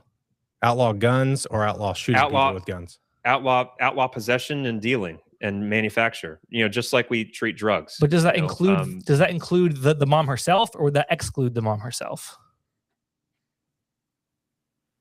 Or what if she's doing it by would herbals? There's like various herbal concoctions, like stuff you can buy that would treat foot fungus that you can imbibe and it'll kill a baby. So that person does it with their knowledge. She's the abortionist. Yeah, I think, well, here's the thing. I think that is something that we will have to deal with at some point. Once Planned Parenthood is destroyed, once the manufacture of these pills is passed into law, and all other avenues to easily access abortion are taken away, if women are self-medicating or crafting herbal treatments to induce an abortion in themselves, I think that's a bridge that we cross when we come to it. But we're so far away from that right now. And again, I'm speaking increment. I figured it out. I was on a different account on my YouTube channel. You'll have to find out what that was. Pragmatically and practically here. I think it seems to me to be at least just better political strategy to start with the low-hanging fruit. We know the abortionists are villains. We can why haven't we shut that down? Why can't we shut that? I mean, if we're going to do it piecemeal, start with these villainous serial killing abortionists, outlaw the pill, do some of these low hanging fruits, and then maybe down the road, see, this is the part where the pro-lifers get very uncomfortable, because it sounds like it's like the carrot on the stick that you never quite reach. And that's what the abolitionists are taking. Hey, birds aren't even real. Has arrived. The abolitionists are taking full advantage of the dissatisfaction that a lot of pro-lifers have with the pro-life lobbyists and with the rhetoric. And maybe someday around the corner, coming around the mountain when she comes over the rainbow, we'll get kind of sort of a breadcrumb of a particle of what we want someday, and then we will sustain ourselves for 15 minutes in that particle. Maybe a few generations later we'll get it, because that's how slow politics is, and we're just used to it. That is not very appealing to young people, especially young people who want the best that they can get out of every political situation, and they want it now, right out of the microwave, hot and fresh. But unfortunately, for the pro-lifers, I think they do need at least a better test of their abilities to make changes. They need something that's a little bit more aggressive, but they're really having a hard time with the messaging, because the left can always say that you're victimizing a woman. The left can always say that you're picking on women. It's also similar to with the 19th Amendment, where, say, Andrew wants to say, let's repeal the 19th. And it's also not picking on women, because if you're the household owner, then you can be a woman household owner and still vote. That would be the workaround for that. There's bad PR on both sides. There's bad PR internally for the pro-lifers, and there's bad PR externally for the abolitionists. There's bad PR externally for the pro-lifers too. But that's why you had, what was Keith? What the heck was his name? The guy that had that hidden camera. Who was the guy that had the hidden camera stuff for conservatives? Keith something or other. And now he left and made WTF or something like that. He would send in people to, and I remember one of the secret camera things he did, he was talking to a top level abortion person, and she wanted to make money off of the corpses of the dead babies. And she was saying she was selling them for a certain price. And then she joked to selling the organs, really. and she was joking to whoever she was having dinner with that she wanted a Lamborghini or she wanted a Ferrari or something like that, because she was making so much money off of the organs they were harvesting from the dead bodies. Yes, that's where we're at in this culture. But either way, between the pro-lifers and the abolitionists, we're having a race to the bottom in terms of who can get worse PR over time, unfortunately. Some of these other things become easier to address, but I think that what I see and what seems to be from the outside, whether or not it's intended, is it does seem that there is an outsized or out of order emphasis on the women, which I understand from your perspective is an attempt to balance out the complete immunity that the pro-life movement gives the woman. But I've worked with these folks. I was on the sidewalk with them. The Not a Victim movement. Yeah, I think that's right. Project Veritas. Keith O something or whatever. I forgot the main guy's name who was leading it, but I used to watch that stuff all the time. Movement. I was a part of all of those Facebook groups, and I would see very kind of nasty and ungracious attempts to paint these women in the most heinous light possible. The abolitionists that I work with on the sidewalk, not work with, so it was kind of funny. It was a comical situation where like I'd be on one side of the sidewalk and I'm trying to be nice and approachable, and I have like gift bags for the dads and moms and stuff like that. And on the other side, you had people with GoPros strapped to their chests and bloody signs, and they're like shouting at these women. I forget where I was going with that. I think that there's real quick while he's having a sigh. I think I found the video of the Planned Parenthood person in question. Some disturbing crimes today. Anti-abortion activists released an undercover video filmed last year. It claims to show a senior official discussing how the organization sells aborted baby parts. Activists posed as potential buyers. We've been very good at getting parts on liver because we know that. So I'm not going to crush that part. I'm going to basically crush below, I'm going to crush above, and I'm going to see if I get it intact. Commercial sale of fetal tissue is illegal under federal law. Louisiana Governor Bobby Jindal and Texas Governor Greg Abbott have ordered investigations, but Planned Parenthood is fighting back. A spokesman said, quote, "We help patients who want to donate tissue for scientific research with full appropriate consent from patients and under the highest." I was looking for the one who said she wanted to buy a car, buy a Lamborghini or something like that. Lambo. Yeah, that might be the person. Oh well. There are things that there are indications to me that there really does seem to be, whether intended or not, this strange laser-like focus on going after the women. I see nothing about the men. Because that's not sometimes I've seen a few tweets here and there, like, look at this man who's coercing his girlfriend or whatever. Yeah. Going back to kind of what I said earlier at the beginning of the podcast, I really do believe men are the primary agent and hold the greatest responsibility before God and should have the greatest responsibility before the law for the sin of abortion. I think it's heinous what men have done to women in using and abusing them sexually for their own pleasure, and then sending them to an abortion so that they don't have to take responsibility. It's sick and it's horrific. And yeah, if that were the case, obviously they should at least be charged with accessory to murder. And if we're just talking, if not coercion, strategy here, there are easy villains you can go after that culturally are a lot easier to get done. There's the abortionists, there's the pill manufacturers, there's the men. I think to me it's an easier case to make that we should prosecute these men. Mm-hmm. Enact a law. I mean, if we're doing this piecemeal, enact a law that says if you pay for an abortion or pressure a woman in any way, not just coercion, pressure, or try to convince a woman to get an abortion, like, you're liable for murder, and we will prosecute. Let's start with the men, and then maybe go to the women. Well, if after we've done all that other stuff, if you make abortion the act murder, you can do that. Yeah, I think that like the reason we haven't sat here and argued about the men, or we haven't talked about the men or the abortionist, is because we're all on the same. When it comes to the men and the abortionist, we and you are completely on the same page. Well, I don't know. Yeah. Well, I'm concerned because I don't know exactly how Joel Berry is not saying we should make it illegal.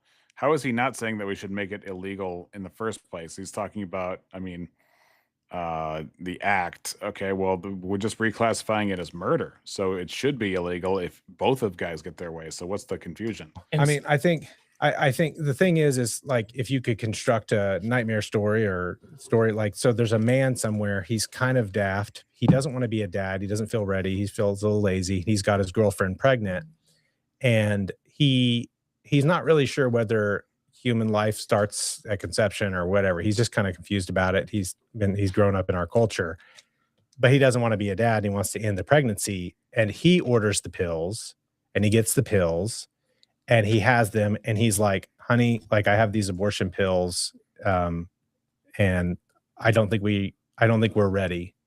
I'll have a baby with you later. So I'm just making this kind of a normal guy, and gives her the pills and say, please take these. I got these for free from Texas. And she takes it. Well, the act there, like under a law that an abolitionist put in place, would be like, this is a guy that terminated a human being with malice aforethought. Mm-hmm. And if our culture really is filled with people who don't know what's going on, well, we can tell them. We can tell them in our laws, we can tell them in our arguments, and we can make it consistent across the board. But like that specific type person who does that, it's the man, or say the man slips the abortion pill into her drink without her knowing it. You can go after him. I don't know how you're going to prove that. It's not like Bill Cosby is going around every bar these days. Why? Why is it just to go after him?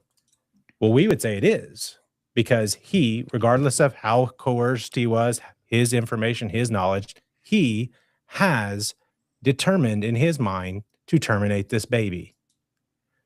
And so there's a law that says you're not allowed to do it. And so the whole you go after women thing comes from pro-lifers. Like, we're saying, make a law against the practice of abortion. It's no longer a protected right. It's considered murder, just like murdering someone with a knife. Like, that's what that. So we write that. Then pro-lifers come on the scene, and 72 organizations get together. They draft a letter, and over throughout that letter, they say, no pro-lifer anywhere believes that any mother should ever be held responsible. And they make it about these mean abolitionists who want to go after women, when actually the mean abolitionists are going after abortion. If you watch the lecture I gave at Ohio State like a month ago, I actually say, we're not going after just the women. We're going after the men, the women, like whoever it is. Like I say, whoever it is the in murder law, like whoever is the principal agent, the principal in. Well. If it isn't my favorite Australian, my favorite author Australian is here. Go on, be an Australian then. It's the worst Australian voice you ever heard in your life. How you doing, Kieran? Welcome. We're talking about abolitionism versus the pro-life endeavor to end fetus deletus. I think this is, what time is it on your planet anyway, out in Australia? I'd like to know. In the murder, I'm assuming you're in Eastern Australia. Is the one who's held responsible. It could be a man, it could be a woman, it could be the parent, it could be the grandparent. It's like whoever that person is. And so you establish justice. And then when we say that, my only contention to that is in like a very simple, like noontide. Looks like it's noontide in Melbourne, as you guys like to call it. Blanket law that just treats it as murder and nothing else. I mean, it is a very simple. I watch a heap of these guys' videos. You're talking about T. Russell Hunter? I'm guessing that's who you're talking about. Elegant sounding solution to this all. I like understand. The law against murder already. Well, but my only contention would be that for all these things that I've kind of stated earlier, that there should be a carve out that specifically protects the women, that doesn't rely on the judicial process or the judgment of a prosecutor or a jury. It's granting them special murder rights is what we would call that.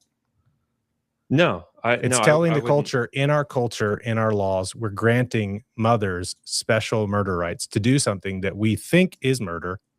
This murder was very special to me. I don't know how you feel about it. Oh, what should he's got? Around midday on Wednesday, Melbourne time. I'm seeing 12:12, noon and 12 minutes for you guys. That we understand biologically as murder, that we understand morally as murder, but we're going to write into our laws special murder rights for you, for anyone in. Oh, and Kieran, if you haven't subbed up already, it would be much appreciated. This class. Please. We're going to treat women with partiality over men. Men who abort their babies are going to get murder charges, but women who abort their babies are not. I wouldn't agree with that characterization of it. I would call it mercy, and I don't think mercy is necessarily partiality. The other thing, well, you could still show someone mercy in that. What's that? You could still establish a law saying this is murder, and then someone who's brought on trial, and you see that there's simple-mindedness or whatever you want to call it, right? And you're like, we're not going to give her the chair like we did the girl who had the ninth abortion the other day. Like, well, now I think actually if you establish a law saying this is murder, anyone who does it, whether you're the abortionist, the pill provider, like anyone who is the principal, you establish that the number of people murdering their babies goes really, really. Do you see that, ladies and gentlemen? Kieran just subbed and rang that bell. Wow, that was cringe. But what do you?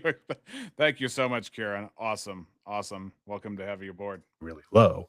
Because the law is a tutor, the law is a deterrent. And so you wouldn't have all these people running around confused about what they're doing. They wouldn't be able to get the abortions. People would be fearful of handing out the pills and stockpiling them, all that kind of stuff, because they don't want to get other people. So, well, right now, the incentive is to have as many abolitionists in the public eye as possible so that the public is going to be like, okay, here come the abolitionists. We're going to knock this bill out of the park because all we're going to do is promote this idea that they're coming after the women. And it's such an easy narrative to concoct together that most Americans, even right, left, and center, are going to be scared of the abolitionists. The right's going to be scared for two reasons. Number one, they'll feel like their laws won't be supported. The reasonable laws won't be supported. The extreme laws, which, I mean, would be totally morally justified, but completely strategically bonkers, are going to be shut down. And then the liberals are going to win, and more babies are going to get flushed, and their organs are going to be sold for buco bucks. In trouble. So speaking of incrementalism, if there were to be a law that you could pass in Oklahoma, I think Oklahoma is a good proving ground because it's kind of like the most conservative pro-life state. I mean, if you should be able to abolish abortion, you should be able to do it in Oklahoma, right? Right. If there was a law on the books that was brought forth by pro-lifers, or maybe an agreement between pro-lifers and abolitionists that you knew could get passed, that declared murder illegal, and carved out a very light sentence, for the woman to protect her for all those reasons that we've been talking about for an hour and a half. And it was treated as, let's do this because this is something that we can do. And it will, it's not perfect, but it will, in the meantime, it'll save however many babies, and it'll be a step towards, like you said, the law being a schoolmaster and the law being a tutor. I think that's a fair point that, if we do this incrementally and we take a step towards well, that's the thing. There's such a thing as political whiplash. And that's what the abolitionists don't think is real. They think that God is going to smooth reality over for them if they just do things in the most radical way possible. But that wasn't true in the Old Testament. Again, another example, Exodus 21, includes, like, if you read John Calvin on Exodus 21, where it talks about instances where men are brawling and one of them doesn't die, then, they dust each other off and it's all fine. Even if you got knocked out really bad for a while. And only, if after a day or two he gets up, it's fine, right? And he will, just leave it alone. We don't have that as much right now. And the same thing with, like, early on in Exodus 21, when it says, when you sell your daughter into slavery, that is not because selling your daughter into slavery is a good thing. It is because people were doing that as part of the culture anyway. And some have said, well, it's because, you know, they couldn't feed their daughter. Well, the text doesn't explicitly say that, but what's probably likely is the idea that aristocrats tend to buy poor people, and that's just how it goes in the ancient Near East. Unfortunately, it's very ugly, but I believe with the becoming of Christ and the impact of the gospel across the world, that has been tempered down majorly in the West. However, the West has become very soft and anti-Christian at this point, and it's only a matter of time before it's going to be about as anti-Christian as the Islamic West. Reigning in our culture, this idea. Not any time. It's not gonna be tomorrow, but in terms of persecution, I mean, either if there's no persecution in America against Christians, then there are no Christians in America. Of it being murder, and you knew it could pass, and that was the only thing that you could pass. Why is it the only thing you can pass? I'm speaking hypothetically here. Yeah, you know, if you had the votes for a bill that carved out special protections for the mother or a light sentence for the mother, and you didn't have the votes for a total abolition bill, would you vote for it? Yeah, so I think the reason, like, Oklahoma is it's not. I think that is the question at hand. Not just a thought experiment; it's a reality experiment. In Oklahoma, we have super majorities in the House and the Senate of pro-life Republicans, sheriffs, governor, lieutenant governor. Every single person, like the majorities of all the people in power, are pro-lifers. And because they're pro-lifers, we don't punish abortion as murder. So pro-lifers have all of the votes and all the power to be able to do whatever they want to do. They can do a bill abolishing abortion, establishing equal justice and protection for all human beings. They can do that. They have the votes to pass that. If pro-lifers do actually believe that abortion is murder, they could do that. They could issue decrees. They could put it in every newspaper and say, here in the state of Oklahoma, we're going to treat abortion as homicide. They can do that. They can pass that. You know, I wish I had some. Dang, it would be nice to have some lawyers on this panel, but I think AVG is doing her own panel right now. Otherwise, I would invite her up to come and explain. But you know what? I think she's Canadian anyway, so it wouldn't count because, number one, Canada is not a real country, and if you're not a real country, you don't have real laws. And second of all, yeah, I would need her to specialize in some kind of American law. Too bad I can't rope Ryan Mullally. Maybe I can get Gen Z lawyer. I don't know. Maybe that might be still kind of a pull for me. What's the current law? Is it like a 6-week law in Oklahoma? It's from conception. Yeah, but then you have the carve out for the mother that she can. So it's basically what you described in the hypothetical is the real situation. That's what we have in Oklahoma. Oh, okay. And so so we run around on, like, we go to college campuses a few times a month, and when we go to Oklahoma, it does not seem to me like anyone is deprived of abortion. They're still like doing it. There's no change. Even the men are having abortions in Oklahoma. Like, people don't run up and say, like, we can't get abortions. There's more like, stop telling me what I can and can't do. They want us to be with the pro-lifers and say, this isn't wrong. Like, you've got special dispensation. The reason I call it special murder rights is because it actually happened on the University of Oklahoma. I'm debating a girl, and she's telling me about it. And she basically explains that mothers need to have this, special thing. And I'm like, well, yeah, that's. IVG finished the stream half an hour ago. All right. You know what? I'm going to see if this is possible. Let me see.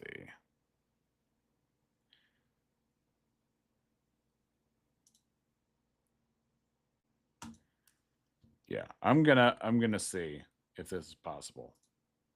Hopefully she's on Discord still, because that might be something. When's the last time I even reached out there? There she is. Want to join a stream about fetus deletus law?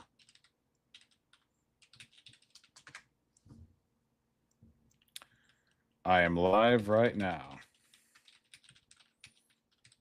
And Kieran told, and you're getting blamed for this, Kieran. Your stream came to a close. Hi, now you are privy to my DMs in Discord. That's basically what we got. Just in Oklahoma, you used to be able to go get it at a freestanding child sacrifice center, but now you have to order pills, which I would actually say is the result. Is it illegal to order the pills?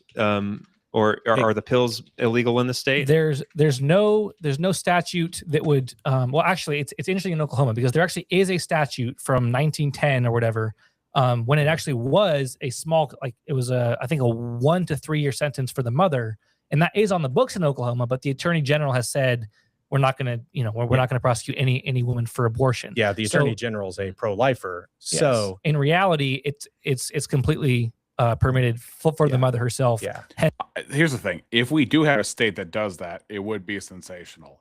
When the nation isn't ready, when the nation is like babies are something that can be kept or left, their ontology as human is up for a vote. It's up for the democratic process to decide whether or not these people are human. As long as people feel like that's true, and they're taught that in the universities, and they're taught that in the dialogue, and the media is telling people that, oh, it's so horrible, somebody had a baby. We're not going to get to that place where even if we flip Oklahoma, what's that going to do for us? Eventually, the lobbyists are just going to get powerful enough that they're going to flip Oklahoma right back. It's, that this is perfectly legal. And so to get to the reason is why we wouldn't argue for that as a step. Because if you say, if you did this, what do you think would happen? I'd say the hearts of the children of men run to do evil. Like if you have an attorney general saying, we are not going to punish you for ordering abortion pills, you find that Oklahoma is in the top 5 for ordering abortion pills. And you still run into, like I've run into women, you can watch them on our channel, that tell me they took abortion pills and they have to walk in and out of the living room where they saw the bloody body of their baby on the oh my gosh floor. Yeah. And it's painful for them, but they don't think they've done anything wrong, because even the pro-life legislature and the pro-life governor and all the pro-life sheriffs and all the pro-life people with the sword all basically say, this isn't wrong. Well, do they say that though, or is that just an excuse? I'm sure they say otherwise, but nobody. I don't think there's any pro-lifers that say, but if you do it through the pill process, which is we have loopholes for in this country, then that means it was okay because you got away with it. And if you got away with it, therefore it gets our stamp of approval. No, it's just there are loopholes in laws all the time. And so that's why they continue to do it. I don't think it has the pragmatic effect. Like you could say something like say you were throwing a fundraiser or something, you were like, look, in Oklahoma, this thing that we did has saved X number of lives because guess what? 0 abortions were performed in Oklahoma in 2023. Well, you can say that because you're trying to, but it's a lie. It's a lie. We know that people are it's all being done on the pill. It's all being done on the pill. And really, you're kind of actually telling, I've run into some people that just tell me, they know. It's like weird. You're like talking to some random person and they're like, Wichita is only 2.5 hours away. And you're like, why do you know that the nearest abortion clinic is 2.5 hours from Norman? Like, why do you know that? Well, it's because they all know. It's like, you just know it. Like, you haven't been told by your governing authorities, this is murder, thou shalt not murder. You've been told, we don't do that here in this way. You can order pills and we won't prosecute you, or you can drive to Wichita. Now, the pills would be free. Wichita is gas money and $500. But like, so we're just telling them again, and it's after Roe v. Wade. It's after like the pro-life movement's achieved their goal. Like here, ostensibly, it was the beginning of what would have been their goal, but it's not the entirety. Obviously, they want to get to the same place you want to get to, T. Russell Hunter. They're not necessarily threatening the mother in that case, or they'd be threatening who's responsible. And I would happen to agree that the mother is responsible for this, but at the same time, they're not willing to throw away whatever political capital we have. Right after the repeal of Roe v. Wade, what do you get? You're allowed to do whatever, like a whole day older and deeper in debt. Pro-lifers always told us the reason they're not supporting a bill of abolition is because they're not allowed to because of Roe v. Wade. And then Roe v. Wade gets repealed. Mm-hmm. And then they declare, we're not going to punish you for abortions. And then in states where they put forward bills of abolition and they get onto the Senate floor, all the pro-life organizations get together and say, do not establish justice and equal protection for preborn babies, because no pro-lifer thinks that any mother anywhere should ever be held. And it's any. It's not like just the random ones. It's any. No mother anywhere should ever be like you could put on the abortion pill package, you could put on the back of this, that, this is, causes smoking. No, wait, no. Ends a human life. Yeah. Abortion ends a human life. Is murder, but you will not be punished for it. And people still take them. And you couldn't. Yeah. Yeah, probably. Why do you think they're doing that? Do you think they're doing that because they actually believe it, or do you think that this is a political move because they don't want to freak out the other side and create this talking point that we want to put women in jail or execute them? It's a combination of both. I think a lot of pro-lifers believe what they're saying. Yeah, I think there's people in both of those two categories. Yeah. Some people believe what they're saying because they've been saying it, and they got to believe what they've been saying. And then other people are saying who know that what they're saying is hogwash, but they're just worried about how it'll affect the generals. And actually, I know some people at some various pro-life organizations who have basically expressed to me as such that, when I'm making this point and they see, okay, yeah, I see if we don't do this, there's going to have the appeals and there'll be just as many abortions anyway. And they say, well, yeah, our organization actually does agree with you in theory, but we can't do that because we're like all the politicians we work with won't talk to us anymore if we. That's also another thing, because the politicians are worried about their seats. They're worried about the kind of smearing. It really is an easy target. So you have to win this at the cultural level, the argument level. But it's going to be hard to do that if you're not spreading the gospel, if you're not telling them about Jesus, if you're not telling them about the judgment to come. Hold to your position. So there is a good deal of that. Mm-hmm. But real briefly, I did want to come back to kind of specifically the question you had asked about whether, kind of getting back to the pragmatism incrementalism point would we support that bill? And I want to just a brief story. I used to live in Ohio, actually. I used to live in Columbus, Ohio for about a year and a half. And I met with a guy named Andrew Brenner. And I don't know if you heard the name Andrew Brenner. He was a state senator from kind of north central Columbus, where I was. And he was one of the most prominent spokesmen for the heartbeat bill. He was in all the news articles with quotes in favor of the heartbeat bill, arguing it on the floor, all this stuff. And I met with his office shortly after becoming an abolitionist. And I brought, Oklahoma SB 13 along. And I said, here's what an abolition bill is. Here's why we need one in Ohio. Here's what I'll do to kind of. Oh, by the way, for those of you interested, AVG plans on joining us for some legal analysis. I'm going to ask her a number of questions about what to expect in the world of pro-life and pro-choice policy, and how that can be pitched to people in a way that is more effective or less effective, and the kinds of trends that she's seen. Those are the things I'm looking forward to getting an answer for. So hopefully sooner than later, but not in the immediate. Rally up support in the district and support Senator Brenner if he does this. And the response from his aide was, this is very interesting, but it is Senator Brenner's personal religious conviction that life begins at a heartbeat.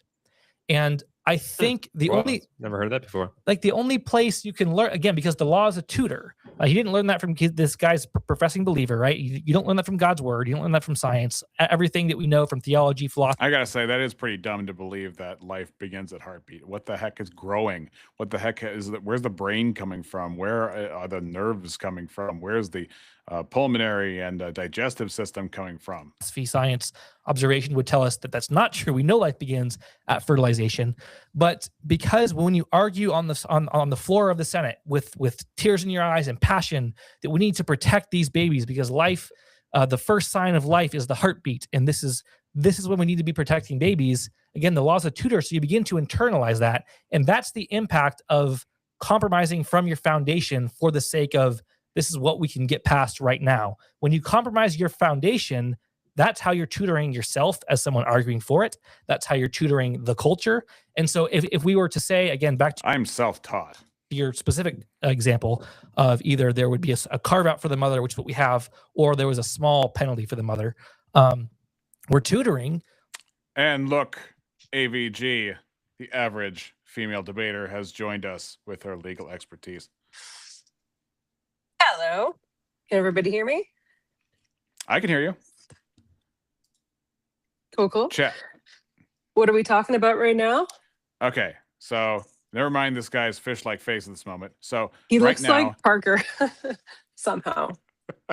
Okay, are you familiar with the abolitionist movement in America? You probably maybe do you have any in Canada? Absolutely. Yeah, so it's 0 abortions no matter what. Can I say that word on your show? I don't see why not. I've said it a couple times, and so far the SWAT has not. What do you call it when they're rappelling off the side of my building and then jumping into my window? You have not been targeted by the federal authorities. So. No. Okay. So, what do you know about the effectiveness of abolitionists in their field in terms of do they do more for their cause or less for their cause when they fight for legal action? So they do nothing because the abolitionist movement is still subjected to legal requirements with respect to life or unaliving. So when we're talking about, for instance, a medical necessity abortion, right? Nobody really cares. Yeah, it's useless. So, but I think some of them, I haven't heard it in this interview, but and they don't seem to toot it from the rooftops, but some of them kind of deny the medically necessary part exists. Interesting, like in Texas, perhaps, right? Because I think there is very stringent laws on fetus deletus there. Mm-hmm. But in other states, I don't believe that the same courtesy is afforded to the extent of the law. Yeah. Now there have been times, and I'm not an historian of fetus deletus, but or a huge watcher of these things, but there have been times where there will be legal clashes between the abolitionists and the pro-lifers, where the abolitionists will not support the bills of the pro-lifers, and the pro-lifers will not support the bills of the abolitionists, and then so within the same state they would get nowhere. In terms of that. So do you think that it is reasonable to say that the pro-life avenue is the way to get things done? Because the abolitionists would say that, well, we do it and then we get revival, and the reason we're not getting revival is because this is judgment for having unjust laws in the first place. So I think it's kind of the same concept as conservatism, right? There's going to be different branches of conservatism that don't necessarily line up with our ideals. I think we need to embrace other forms of conservatism for now, so that we can maintain a stronghold.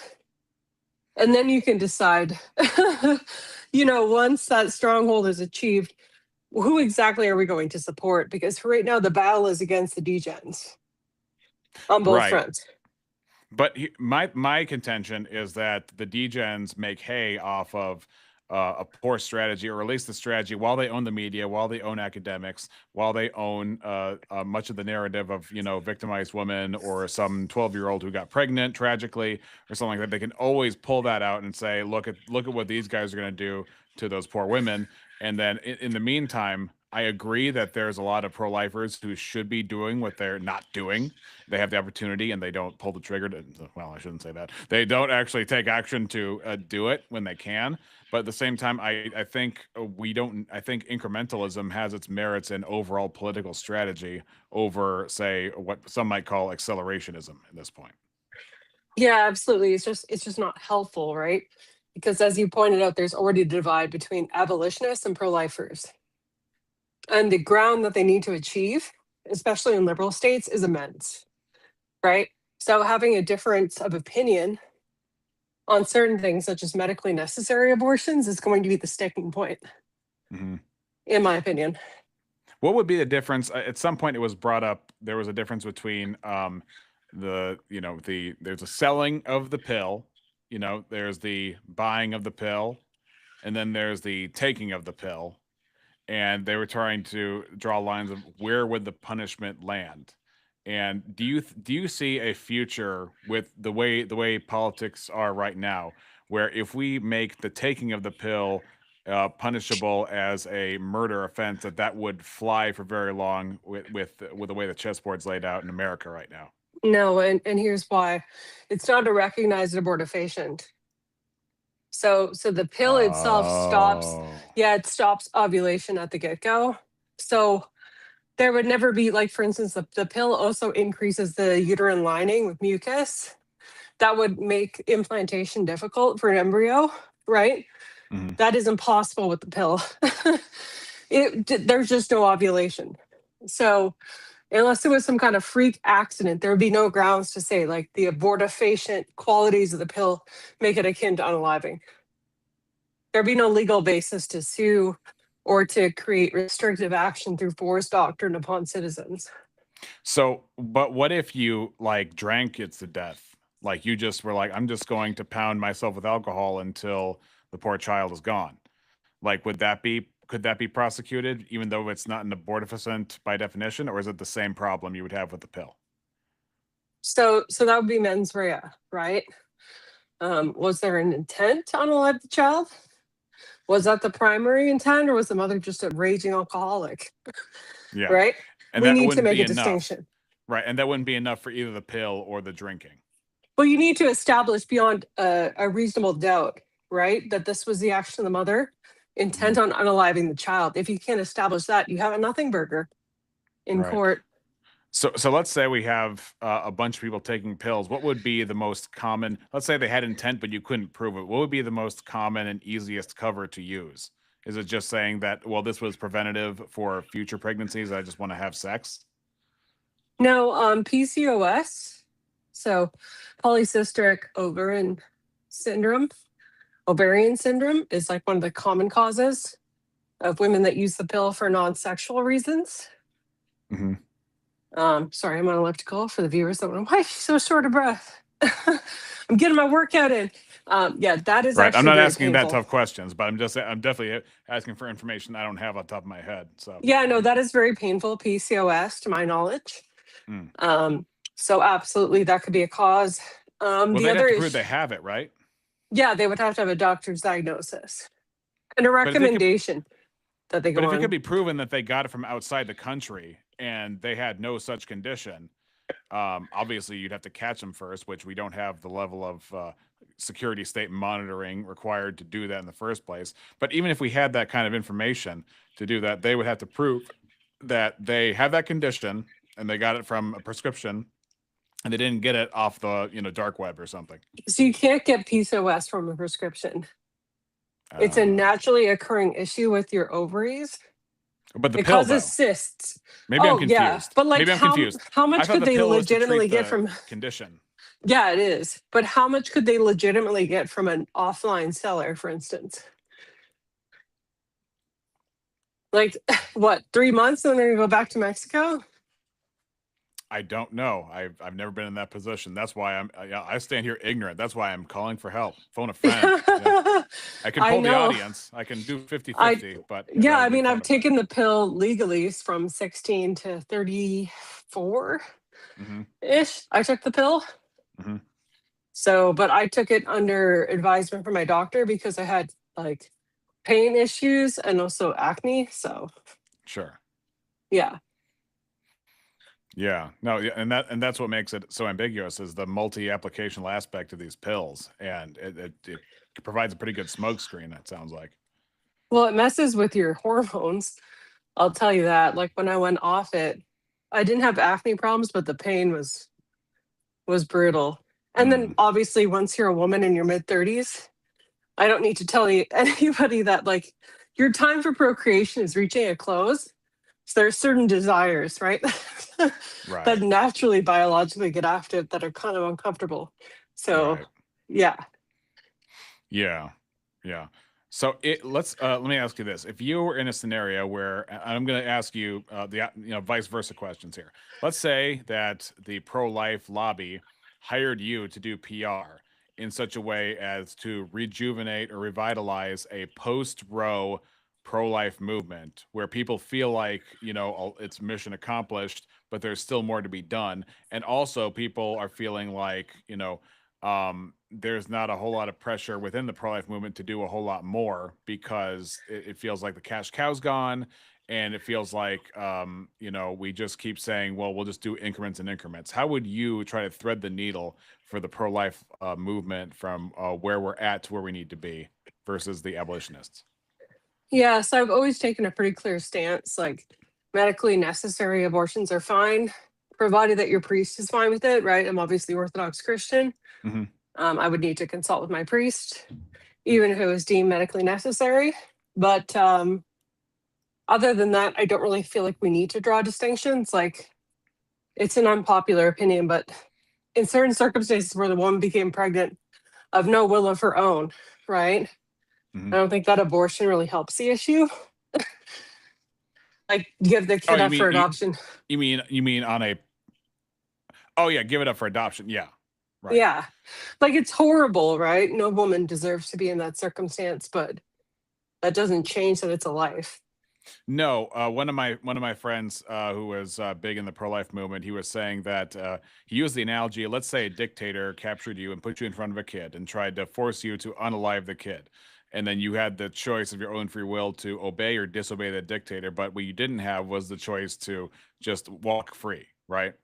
And so you could be compliant and then off the kid, or you could be the hero and refuse to, taking the punishment, for not doing what you shouldn't do anyway. And so you're in a hard situation, but there is a way to do it right, even in that hard situation. Yeah. Pretty much exactly. I find there to be a huge hypocrisy in the fact that we have, if you unalive a pregnant woman, for instance, it's a double H side, but for some reason, we don't treat abortion like muck duck, right? So muck duck, like MUR. Oh, okay. DER. Yeah. there are so many fathoms of Klingon-like internet terminology that I'm unfamiliar with. I'm thinking it's baffling. Muck duck with the side of gawk after, I find muck duck to be a comical way to address a horrifying word. So. Yeah. Unfortunately, we're so Orwellian now because of YouTube censorship. You want to talk about like limitations. Man, we're becoming children through the ridiculousness of all these strictures. Absolutely. Just not even just to make money, but just to stay vocal and be able to say. Anyway, that's a whole other topic. Now let's flip this question around. Let's say you are working for the abolitionist lobby, and you want to find the most opportunity way for them to keep their message, keep their methods, but argue more effectively so as to persuade middle America of their perspective. How would you do it then? Christian populism. Christian populism. Okay. Christian populism. Yeah, preferably the Orthodox or Catholicism nature. Yeah. Well, they definitely have, especially, I'm not sure about the Orthodox with their polity, but the Catholics, I know they've been doing the polity, the mixture thing for quite a long time. They definitely have that church and state thing. Whereas, does the Orthodox Church have anything equivalent to Vatican City? We have, obviously, like the region in Greece, Mount Athos. Mm-hmm. Only men are allowed there. It's a monastery city, basically. Right, but is it like some kind of? You guys are autocephalous, though, meaning that your headship is localized. It's not, except for in cases of like. You mean the patriarch? Well, there's a patriarch of Moscow and a patriarch of Constantinople, right? Or is that? Yeah. Or am I getting that wrong? No, you're not getting that wrong. We do have a separate patriarchs, yes. Mm-hmm. Patriarch Bartholomew is our current one for me. Okay. Bartholomew is Constantinople, or is he Moscow? I believe he's Constantinople. Okay. Yeah. I believe so. Yeah. Yeah. Okay. And of course, you guys and the Orientals are not on the same page ever since Chalcedon. The Coptic Orthodox? No. Yeah. I know some Coptics. They're very nice people. I have it's very, very, very interesting. Did you? I don't know if this is. This is a little off topic, but I found out the Coptics have a separate baptismal, one for babies and one for converts. Is that the same? Is true in the Orthodox? We have a separate conversion process, right? So, if you've already been baptized within a recognized faith, you just undergo chrismation, which is like confirmation. So less intense than baptism. And if you have never been baptized in the Christian faith, that is a full baptism. So gotcha. There is a separation. Yes. Okay. So do you think that the Christian nationalist movement as it stands now Coptic. Coughed, yeah. Oh, this is live. There's I can't see the chat because I'm on the phone. Oh, yes. Oh, sorry. Did I say live now? I'm pretty sure I said That's okay. I just can't see the chat because I'm on the machine with the one phone. So I guess I could bring my iPad out. Oh yeah, no, check it out. Yeah. No shame either way. Okay, so Christian populism. So they would need to ally themselves with the Christian nationalist at large movement in order to move forward politically. To have some kind of political vehicle. I think so, because what else is the justification? Yeah. So I mean, I don't know if they would be side by side one with one. I mean, who? Okay, in your mind, who is the leader of the Christian nationalist movement in America? Oh my gosh. I honestly think right now, even if he doesn't want to admit it, it could be Andrew Wilson. Not Nick Fuentes? No. Not Michael, what's his name? Stephen Wolf. So I don't have enough knowledge on Stephen to tell you. So this is the book. You never saw any of my debates with Andrew, have you? I saw clips of the first one. Okay, on divorce and remarriage, yeah. So this was from the second debate. I brought this book with me. You can't even see it because you're not. Or can you see it? Or no? No, I'm going to see it soon, though. Sorry, I'm going to again, pull it up. I'm not pressuring you if you're in this weird situation doing your phone. I'm holding in my never nicotine stained fingers The Case for Christian Nationalism by Stephen Wolf, and it is an ethno-statist book. Let's be real. It is an ethno-statist book. It says some weird, creepy stuff, and I quote a few of these, and Andrew himself is like, so what? Basically, he doesn't say he's for ethno-statism, but he doesn't really like outright shun it either. His stance is like, let's just agree with people who are more on our side than otherwise. But anyway, I bring it up not to bring up Andrew Wilson, but to bring up the fact that I don't know if of the people who are the loudest advocates for Christian nationalism, most of them are some form of ethno-nationalist or ethno-statist, like Nick Fuentes, Joel Webbin, the guys from King's Hall, and Stephen Wolf, all those kind of guys. And so I don't, if the abolitionists don't line up with that, it's going to be a rough go for them in trying to spread their message outside their camp. Whereas at least with pro-lifers, what is their weakness, I would say, could also be their strength politically, in the sense that they can get feminists on their side, they can get atheists on their side. Does it dilute the movement? Absolutely.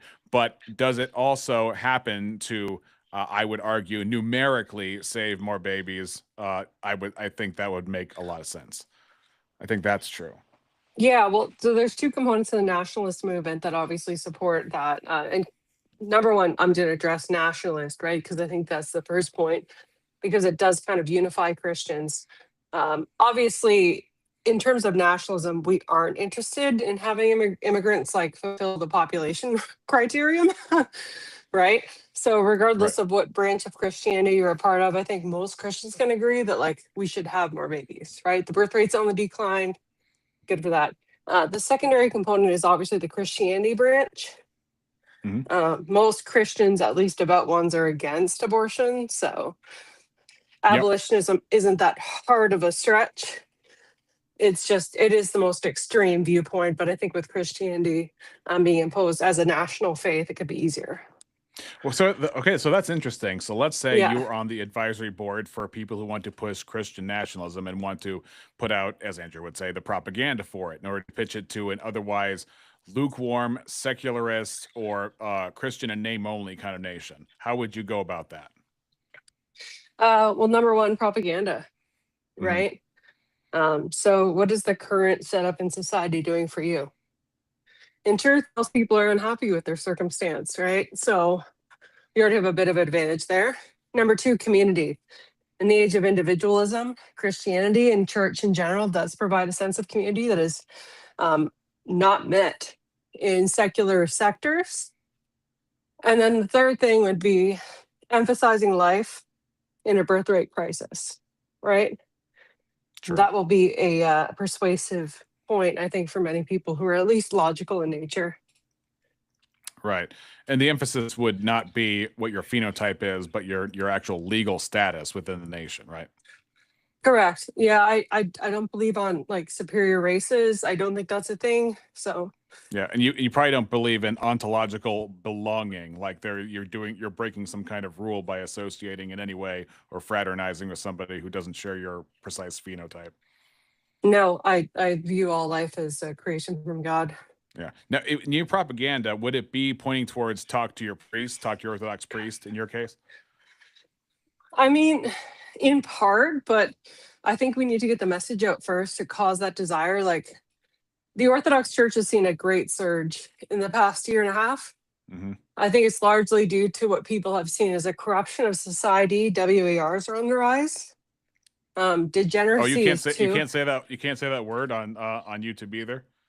I just said it in letters. Is that fine? Oh, I know. No. I'm just saying I'm surprised that even that word. I'm just trying to protect your channel. Oh yeah, no, I appreciate that. I'm just expressing surprise at how bad it's gotten in terms of common words you should be able to say out loud. But yeah, WAR is on the rise. Gender ideology has got into a new peak that I don't think a lot of people saw coming. Mm-hmm. And for Christians and even secularists alike, I think it is jarring that it's at least being taught in schools.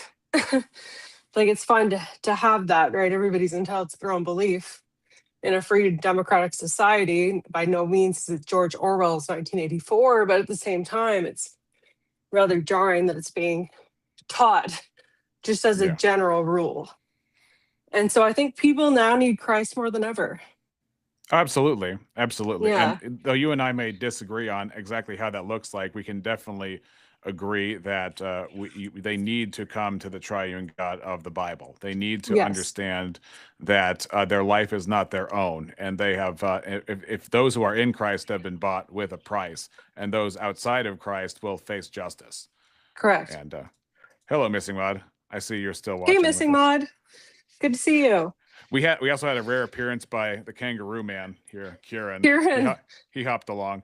I wonder if he's still with us, but yeah, he does appear to be. Yeah.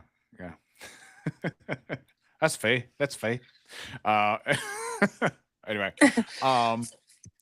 yeah. So usually what pro-lifers would do in America is they would throw a bunch of really technical, subtle red tape in the situation. They'd say, you can perform abortions, but you have to go through all these hoops. And the hoops would be so impractical that while it was allowed in name only, it was so incredibly difficult to pull off with the restrictions that it effectively nullified the practice of abortion. Missing Mod says hi. Back. Yeah, she's a good follower. I met her on the Atheist channel, Mega Bloodbath Debates. Oh yeah. So I met her because I did that debate on slavery on Swords of Reason.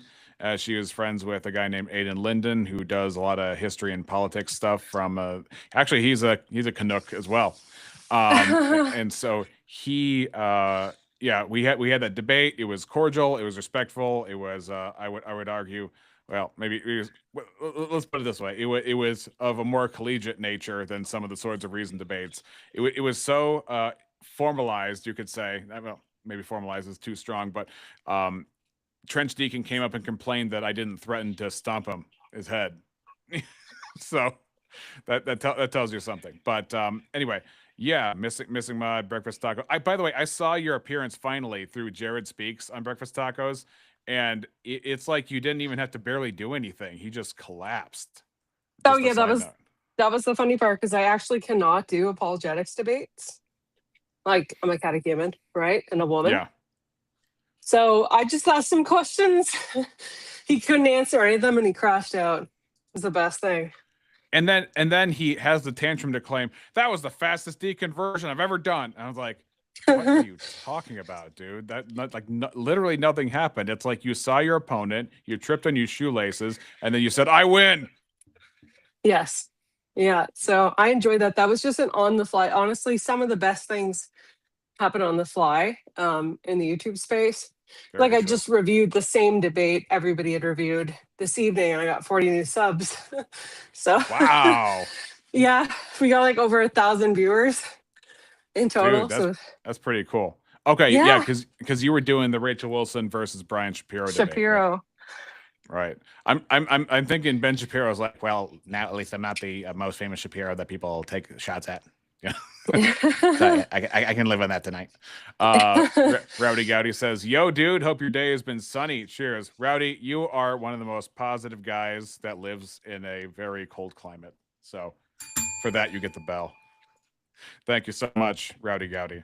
And I would also ask you guys to please like and subscribe if you are liking what you're seeing here. We have AVG giving legal advice and legal analysis. I can't technically provide legal advice.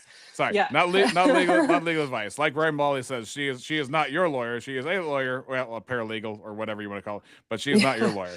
But in terms of if hypothetically you were helping these people in their campaigns, you would say if the pro-lifers, you would I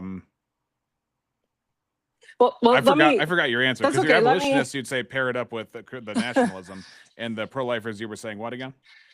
Yeah, so here's the simplest thing, right? If you're talking about a political movement, you're still bound by the terms of the law. And in a democracy, the law is only as good as the party who controls the law, right? Trump, for instance, can make executive orders, right?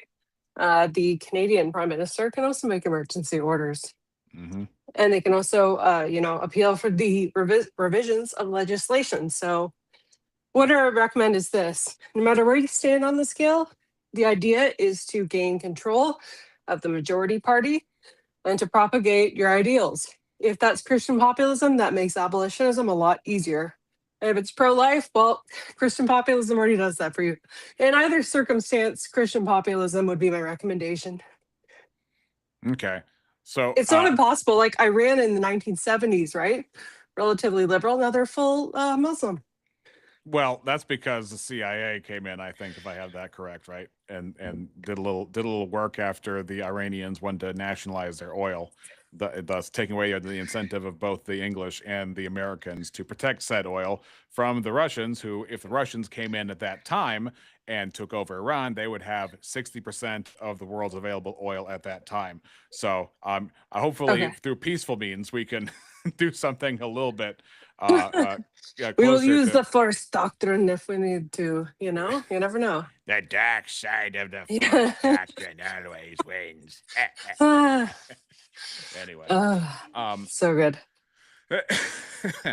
Okay, so when you obviously pointing to people's meaninglessness in terms of how they feel about their lives is one thing, but the atheists are just going to double down, bite the bullet, and be like, yeah, life is meaningless, and because life is meaningless, it can mean whatever you want to mean. Don't go under the oppression of, well, then again, am I going to ask you an apologetics question, essentially, if I go down this road? You can ask it. I can decide whether or not to answer it. That's a very lawyerly answer. So it's my gerb. Go ahead. So if the secularists counter with, well, yeah, we're just actually coming to reality because we realize that your church, and I actually am very critical of the vast majority of Protestant churches in America for having their bread and circuses in the church. That's kind of why I'm on YouTube, because that's not how the Protestant Reformation or the Great Awakening, the First and Second Great Awakenings were. They were more about seriousness, about holiness, about a faithful life before God. And then right now, because we're just fat and happy, we're doing the bread and circuses thing. Right. But in the face of the opposition that says, well, we went to church, we didn't like it, the people sucked, and so here we are. What would you say to those people who've been jaded and burnt? You can say whatever you want. Yeah, I mean, it's never too late. I really don't accept the argument that, like, okay, I've done too much. I haven't, been a good Christian. I don't accept that argument. I'm sorry, but like, it's never too late to turn to Christ. My priest tells us all the time that like every day you can fall, but it doesn't mean that you can't achieve redemption. So Bible says the righteous fall 7 times, but actually, let me quote the verse verbatim so I don't. There is a verse. There is. It's true. Yeah. Sometimes Bible Gateway likes to play ball, and sometimes it acts like the verse doesn't exist. Gotta love Bible Gateway. Here we go. Proverbs 24:16. For the righteous falls 7 times and rises again, but the wicked stumble in times of calamity. So, yep. Words to live by. Words to live by. And the thing is like once you fall, you think, oh, nothing ever good is going to happen. I'm just going to be in this state forever. And the thing is like, don't give in to that. That's Satan. Right. One of my favorite things to note about God is very early on in Genesis, God already knew that Cain was going to, I hate to use stupid terms. Unalive Abel. I'm going to say off. He's going to off his brother. He knew that, and he still offered mercy beforehand to Cain for that and said, why is your countenance cast down? If you do well, basically, if you do better, won't it be better if you just try again? And Cain refused to and sinned in a horrific way. He was the first unaliver. That's such a stupid term. But yes. Even after that, God did offer mercy to him in the sense of putting a mark on him that if anybody tried to end his life, that they recompense would be paid unto them for that. So it's just remarkable to me, the mercy of God to the undeserving. And I think people need to see that. But if people don't think that they're deserving of death and the people are self-righteous, outside of God, it's just we live in part of me wants to say we live in a gospel-hardened nation, but I think we live in a gospel-ignorant nation. They don't know God. And part of the problem of them not knowing God is because there's way too many crappy churches in this country. Oh, yeah. If you ask me, I think you need to go to an Orthodox or a Catholic church. But, I'm biased. So Catholic is acceptable? I went to Catholic school for most of my life. My qualms with Catholicism are simply this: papal infallibility, the fact that priests cannot marry, right? That bothers me. And the idolatry of Mary as a god. Right. And I'm sure graven images are part of that for you too. Yeah. So those are in terms of where that brings me to my brothers and sisters in the Catholic faith, I don't think it separates us. They're just technicalities, which I don't adopt. But I don't think that materially makes us different. I just think there's a misconception there. Is it your understanding that the Orthodox Church is more ecumenical, meaning that it is more open to than the Roman Catholics? That's my understanding. So, for instance, like Catholics have this rule where you can't miss a Sunday in church, right? They have other rules with respect to fasting, although their fasting is less strict. Orthodoxy is a lot more open than most people think. You can miss multiple weeks if you have a legitimate reason, nobody bats an eye, or if you're not unable to fast, right? Like I think it was 3 weeks into the Lent fast, our priest said to us, if you haven't fasted at all, start fasting today. There was no judgment, right? So, and we even have parishioners where they're Orthodox or they're converting to Orthodoxy, but their spouse is not. Right. And I don't see that in Catholicism. So, yeah. I wonder how I can remove this guy from the Twitch, because I think he's advertising in my Twitch chat, but I haven't figured that out yet. You've got to. Did you right click on his name? Oh, that's a good question. I don't think I'm even on my own Twitch stream. Are you on PC or Apple? Because it's control if you're on Apple. I'm an Apple user, so. Oh. Let me see. Oh, here we go. Oh, no. I don't want to click on his link. Heck no. Yeah, I barely even spend time on Twitch. By the way, so Missing Mod thinks that because I'm critical of the free grace movement, that I say that true Christians cannot and don't ever sin, which is a lie, and that you can't sin if you're a Christian, which is also a lie, because obviously the book of 1 John says we have an advocate with the Father if we do sin. So, I mean, in fact, I just read that proverb that says the righteous falls 7 times. But in the Protestant understanding, where you have the tulip, for example, part of that is perseverance of the saints, meaning that if you have been born again, that eternal life carries on, not only just in terms of like you will be in heaven. The reason you'll be in heaven is because God has separated you from sin as being your fundamental nature, and then now you have a new nature in Christ. Now, obviously, grace works differently with the Roman Catholics and the Orthodox in that, but the understanding of regeneration from the Protestants is that regeneration is something that you have no control of, but also you doesn't, you don't lose your free will in that either, but your will is definitely sanctified and changed, meaning to be more like Christ. So and my missing mod, I'm going to give you the benefit of the doubt that you are just keep misunderstanding me instead of lying about what I'm saying, because I try and tell it to you, but it seems you seem to get upset about that. I'll give you the same, and just a second, I'll give you the same advice I was giving. You don't need to justify yourself to all your followers. No, but it's helpful when part you're of engagement. Growing. Yeah.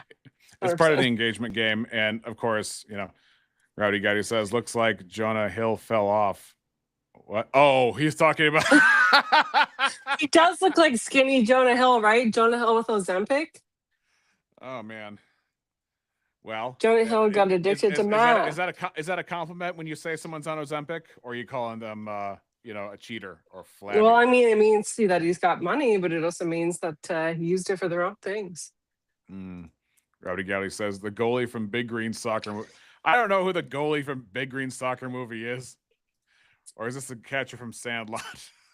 He's just bringing out the hits. Jesus Lord. What do we got? We also had Darkside Deaconess for a moment. I have not seen her around. Darkside, good to see you for the first time. Oh, and your favorite, Marilyn, has returned to AVG. Marilyn, lovely to see you, Miss M. Yeah. If I play some of the video, are you able to hear it, you think? Or are you, is that unavailable for you? Probably, but I do have only 10 more minutes. I promised another streamer I would come on. It's the person I debated, so I do need to go on their stream. Oh, sure. So it's up to you. Let me see what they're talking about in the immediate, and if it's anything pertaining to the law that you can give insights on, that'd be good. But otherwise, I could just let you go and get prepared. But let me see what they're talking about at this moment. Yeah, small for sure. Penalty for the mother. We're tutoring all along the way that this isn't really murder. Okay, great point. So one of the things he's talking about is how the law teaches people. And that is true in the sense that it influences what people feel to be acceptable based on what they feel to be punishable. Appeal to legality, yeah. Right. Appeal to legality is extremely popular in people's everyday reasoning. And do you think that the appeal to legality to an unwilling public is just backlash at the end of the day, or does it really depend upon the issue? What do you think? It depends upon the person. Like, are they a lay person? Do they understand the intricacies of how legalities work? Do they value things simply based on whether or not they're legal or illegal? Like, it's entirely based on perception. Let's just say the public in general. I don't think the public in general, unless it's something particularly egregious, right? Like unaliving or rape. I don't think the public really cares. Like, you talk to people about jaywalking, for instance, they'll be like, "Oh, whatever, I've done that." Or even like theft under 5,000. Too many people did that as teenagers. It's crazy. Yeah, they don't really care.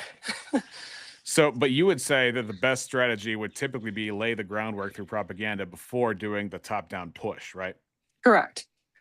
Yeah.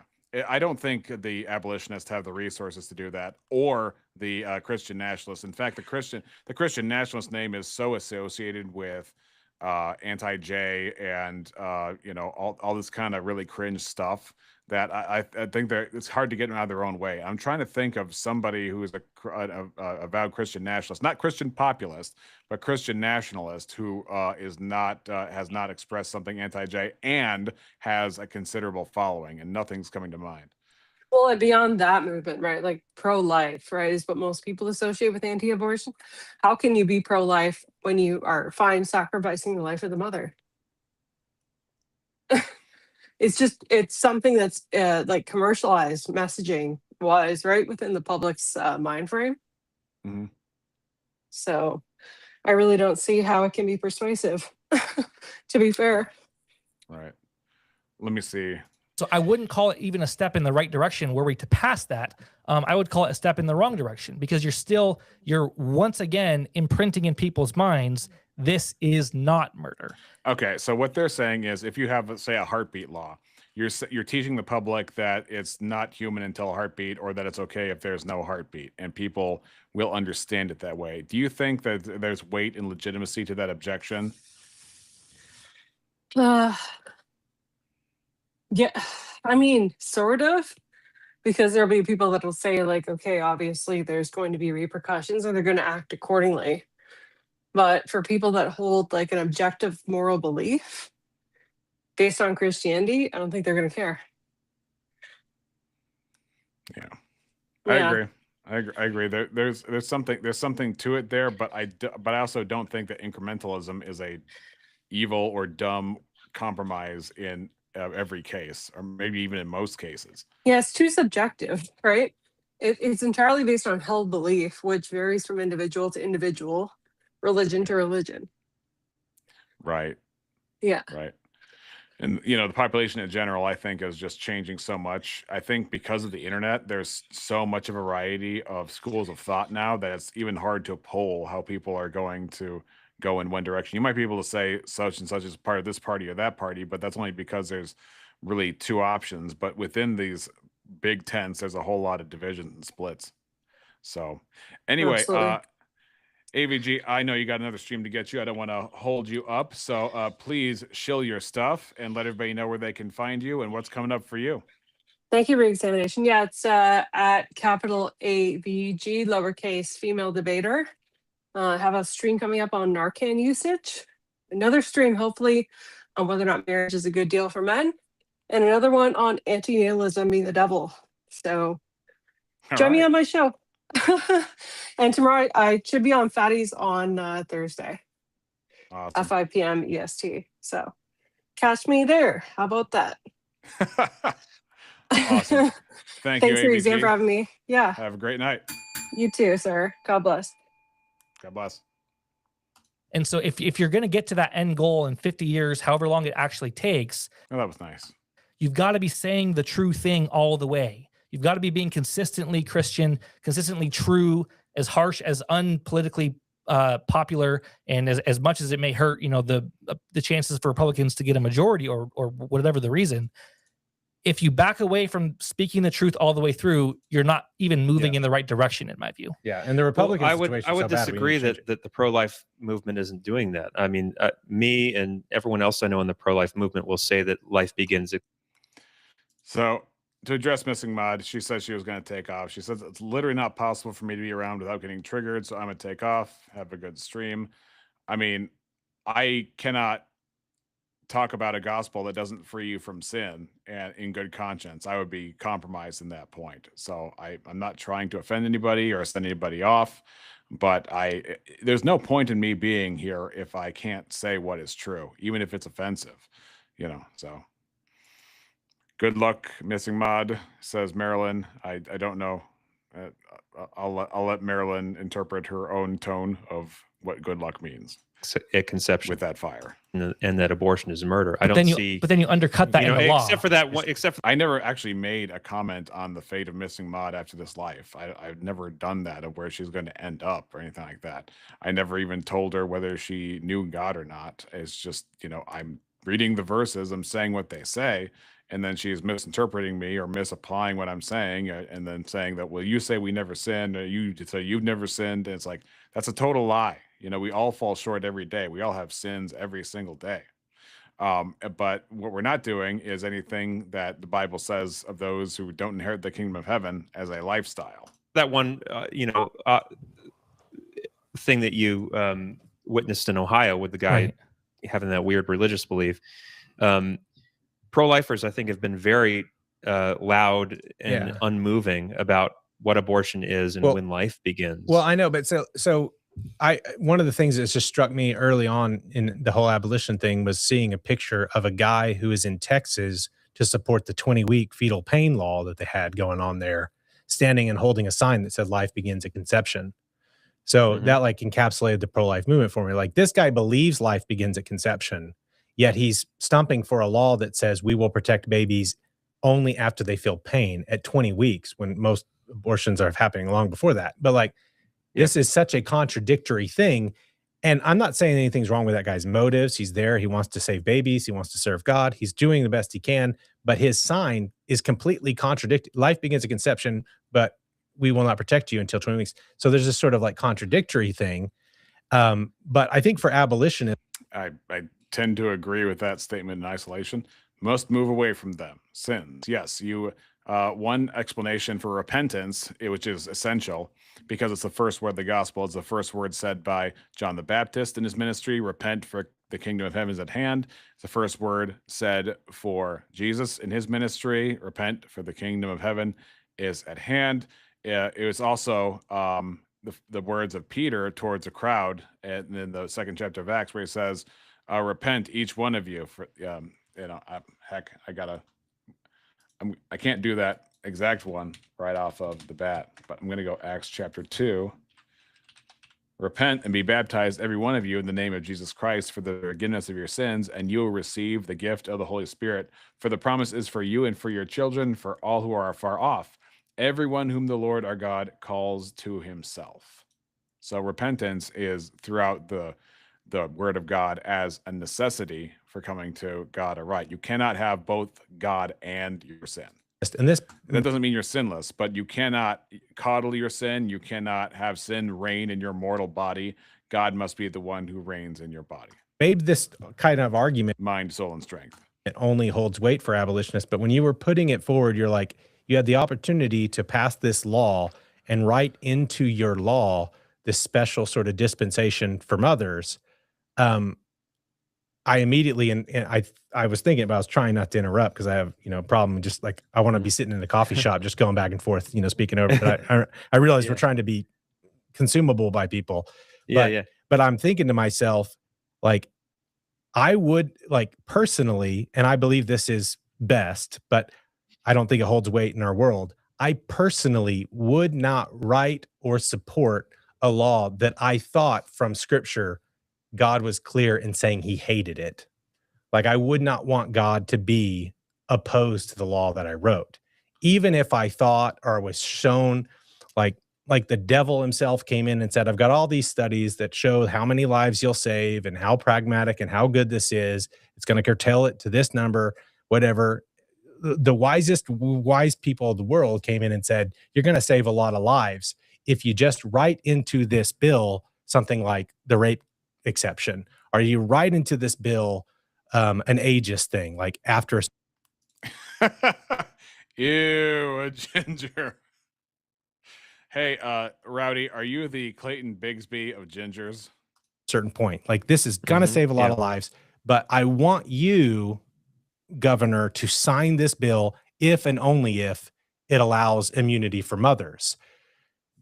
Abolitionists as a movement are largely comprised of people who are like, oh, I wouldn't do that because God says in Isaiah 10 that woe to those who write iniquitous decrees. Like, if you write, like, God hates it when you show partiality. And that is technically right. So that's the passage they usually go to in Isaiah 10 is woe to those who write iniquitous decrees. And the iniquitous decree, of course, would be in their mind anything that doesn't put women in jail, put them under the death penalty, and no leniency on that. And maybe for some of them, the ectopic pregnancies would also be an issue. But that would be, that's the main case that they're putting forward here. Oh, you're the only real ginger. I see. You're the OG, original ginger. It's not showing mercy. You can say, well, I think that's mercy, but it's technically showing partiality. We want to write a special dispensation into the law telling mothers that they're not going to be held responsible. I think that if you're going to approach this from an abolitionist perspective, which is, I don't think is a shared pro-life perspective, there's what the world thinks, there's what we think, and then there's this other agent, and his name is God, and he is actually active. He is actually someone who's revealed what he believes and what he wants us to do. And he has said clearly, I hate iniquity. I hate partiality. And so if you're sitting down, that would be a fundamental disagreement that we would have then. Because I think You would do something with God as the opponent, and I would do something with God as the fan. Come on. Okay, so okay, can you see the boldness of that claim at least? And I don't mean boldness in any admirable way. I mean, saying that he's making God the opponent. That's pretty brash. Because I don't want God as an opponent to a bill that I'm writing. I think that God is pleased with every attempt that we can make to save some lives, even if it does things he hates. So God says, establish justice for the father. Okay, this is the problem. You're saying that he hates it. Now you're speaking for God about bills you're putting in the government. I don't think you have the passages sufficient to do that. I don't think you have the backup sufficient to establish that claim. That's where it gets dicey. That's where you get into this kind of prophet-esque kind of category that now you're speaking for God on particular things that has not been spoken upon. Woe to those who write statutes and iniquitous decrees that make the fatherless prey. So the fatherless child, no child is ever biologically without a father, but the fatherless child in our culture is the child conceived in rape. So God is pleased. I think if we can establish justice for some of the fatherless as a step towards getting justice for all of the fatherless. By specifically writing into the law, this fatherless child, the child conceived in rape, is the one we're going to allow you to abort. I'm saying that I do believe in the reality God. If that's all you can get done, yes, I would say. So here's the thing. But God's opposing it. Well, okay. Says who? Again, if that's all you can get done, it's better than nothing. That's absolutely true. And to say, well, God's opposing it, says who? Says who? Citation needed. God, there's God's law, and there's the very messy practicality of how it works out in our judicial system and our justice system. I'm just saying, say God's an agent and he can oppose it. So behind the scenes, he's working against your law because he hates it. And you're saying, no, God doesn't hate it. He likes it because the intention is to save some. And I'm saying, no, God doesn't like it when you write into law, these fatherless children might remain prey. I'm saying God. I think that's a bit of a category error in that I think it's two separate things when we're talking about God's perfect and holy law and how it works out practically speaking. I mean, I think Trump is a great example because. Yes. Okay. Exactly. So if you have a limited number of options, I mean, goodness, King Saul was not a righteous king in 1 Samuel. Did that mean you didn't have to obey King Saul because he wasn't perfect? Is Trump and his red beard don't count. Couldn't he be a dwarf in Rings of Power, though? Birds Aren't Even Real says, hey, does Vatican City have laws for all this stuff, or is it not big enough to have those kinds of laws? I don't know much about their legal stuff here. The legal expert has left the building, so that I can't answer. And she's not even Catholic. She is Eastern Orthodox. I have no idea. I'm not Catholic either. I'm Protestant. I'm one of the few Protestants, rolling around in these spaces. Evangelicals supporting Trump was evangelicals. I imagine Vatican City probably has a whole lot of celibate people anyway. Had to do a lot of soul searching over Trump because, we were faced with a vote between, a guy who's a wicked guy, who's a womanizer, and in a lot of ways not a good guy, and a woman who would have gutted the Supreme Court and cemented Roe versus Wade for another 100 years. And so evangelicals were forced to kind of make this tragic decision. Grimley Jr. Sounds like a basketball player. Between two imperfect people, and support someone who you could make the case that God stands opposed to this guy, who is not a Christian, who's not saved, who does a lot of things that God hates. You're supporting him and putting him in office so that you can because you want to save some lives. You want to do whatever you can, however little it might be, to save some lives. I think we confuse these things sometimes because the law of God is holy and it's perfect. All right, real quick, I did Google it. Yes, Vatican City, according to AI, so take it with a grain of salt, prohibits fetus deletus, treating it as a grave crime against human life under canon law. The law permits no exceptions for grape, insects, or maternal health. Viewing life as a starting point of conception, anyone procuring a completed fetus deletus incurs immediate automatic excommunication. Well, that's the same thing as death penalty. So even the Vatican City is not up to snuff for the abolitionists here. You know,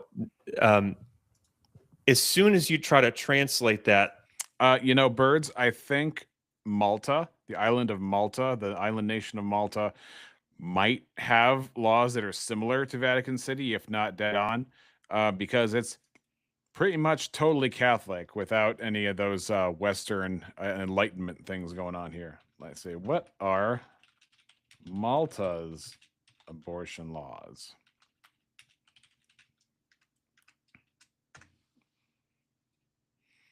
All right, not Massachusetts.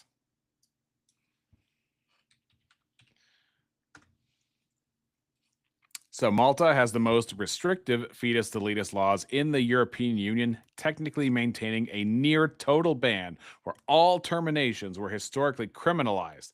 A 2023 amendment allows for fetus deletus only if a woman's life is at immediate risk or her health is in grave jeopardy, subject to approval by a 3-doctor panel. So they got that on lockdown. Into the human experience immediately, since we're unholy fallen creatures, immediately it starts to get messed up.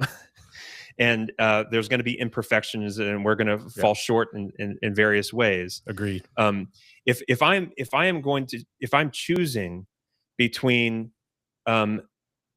saving some babies now, you know, as a step to save more babies later, I'm going to take that choice every time.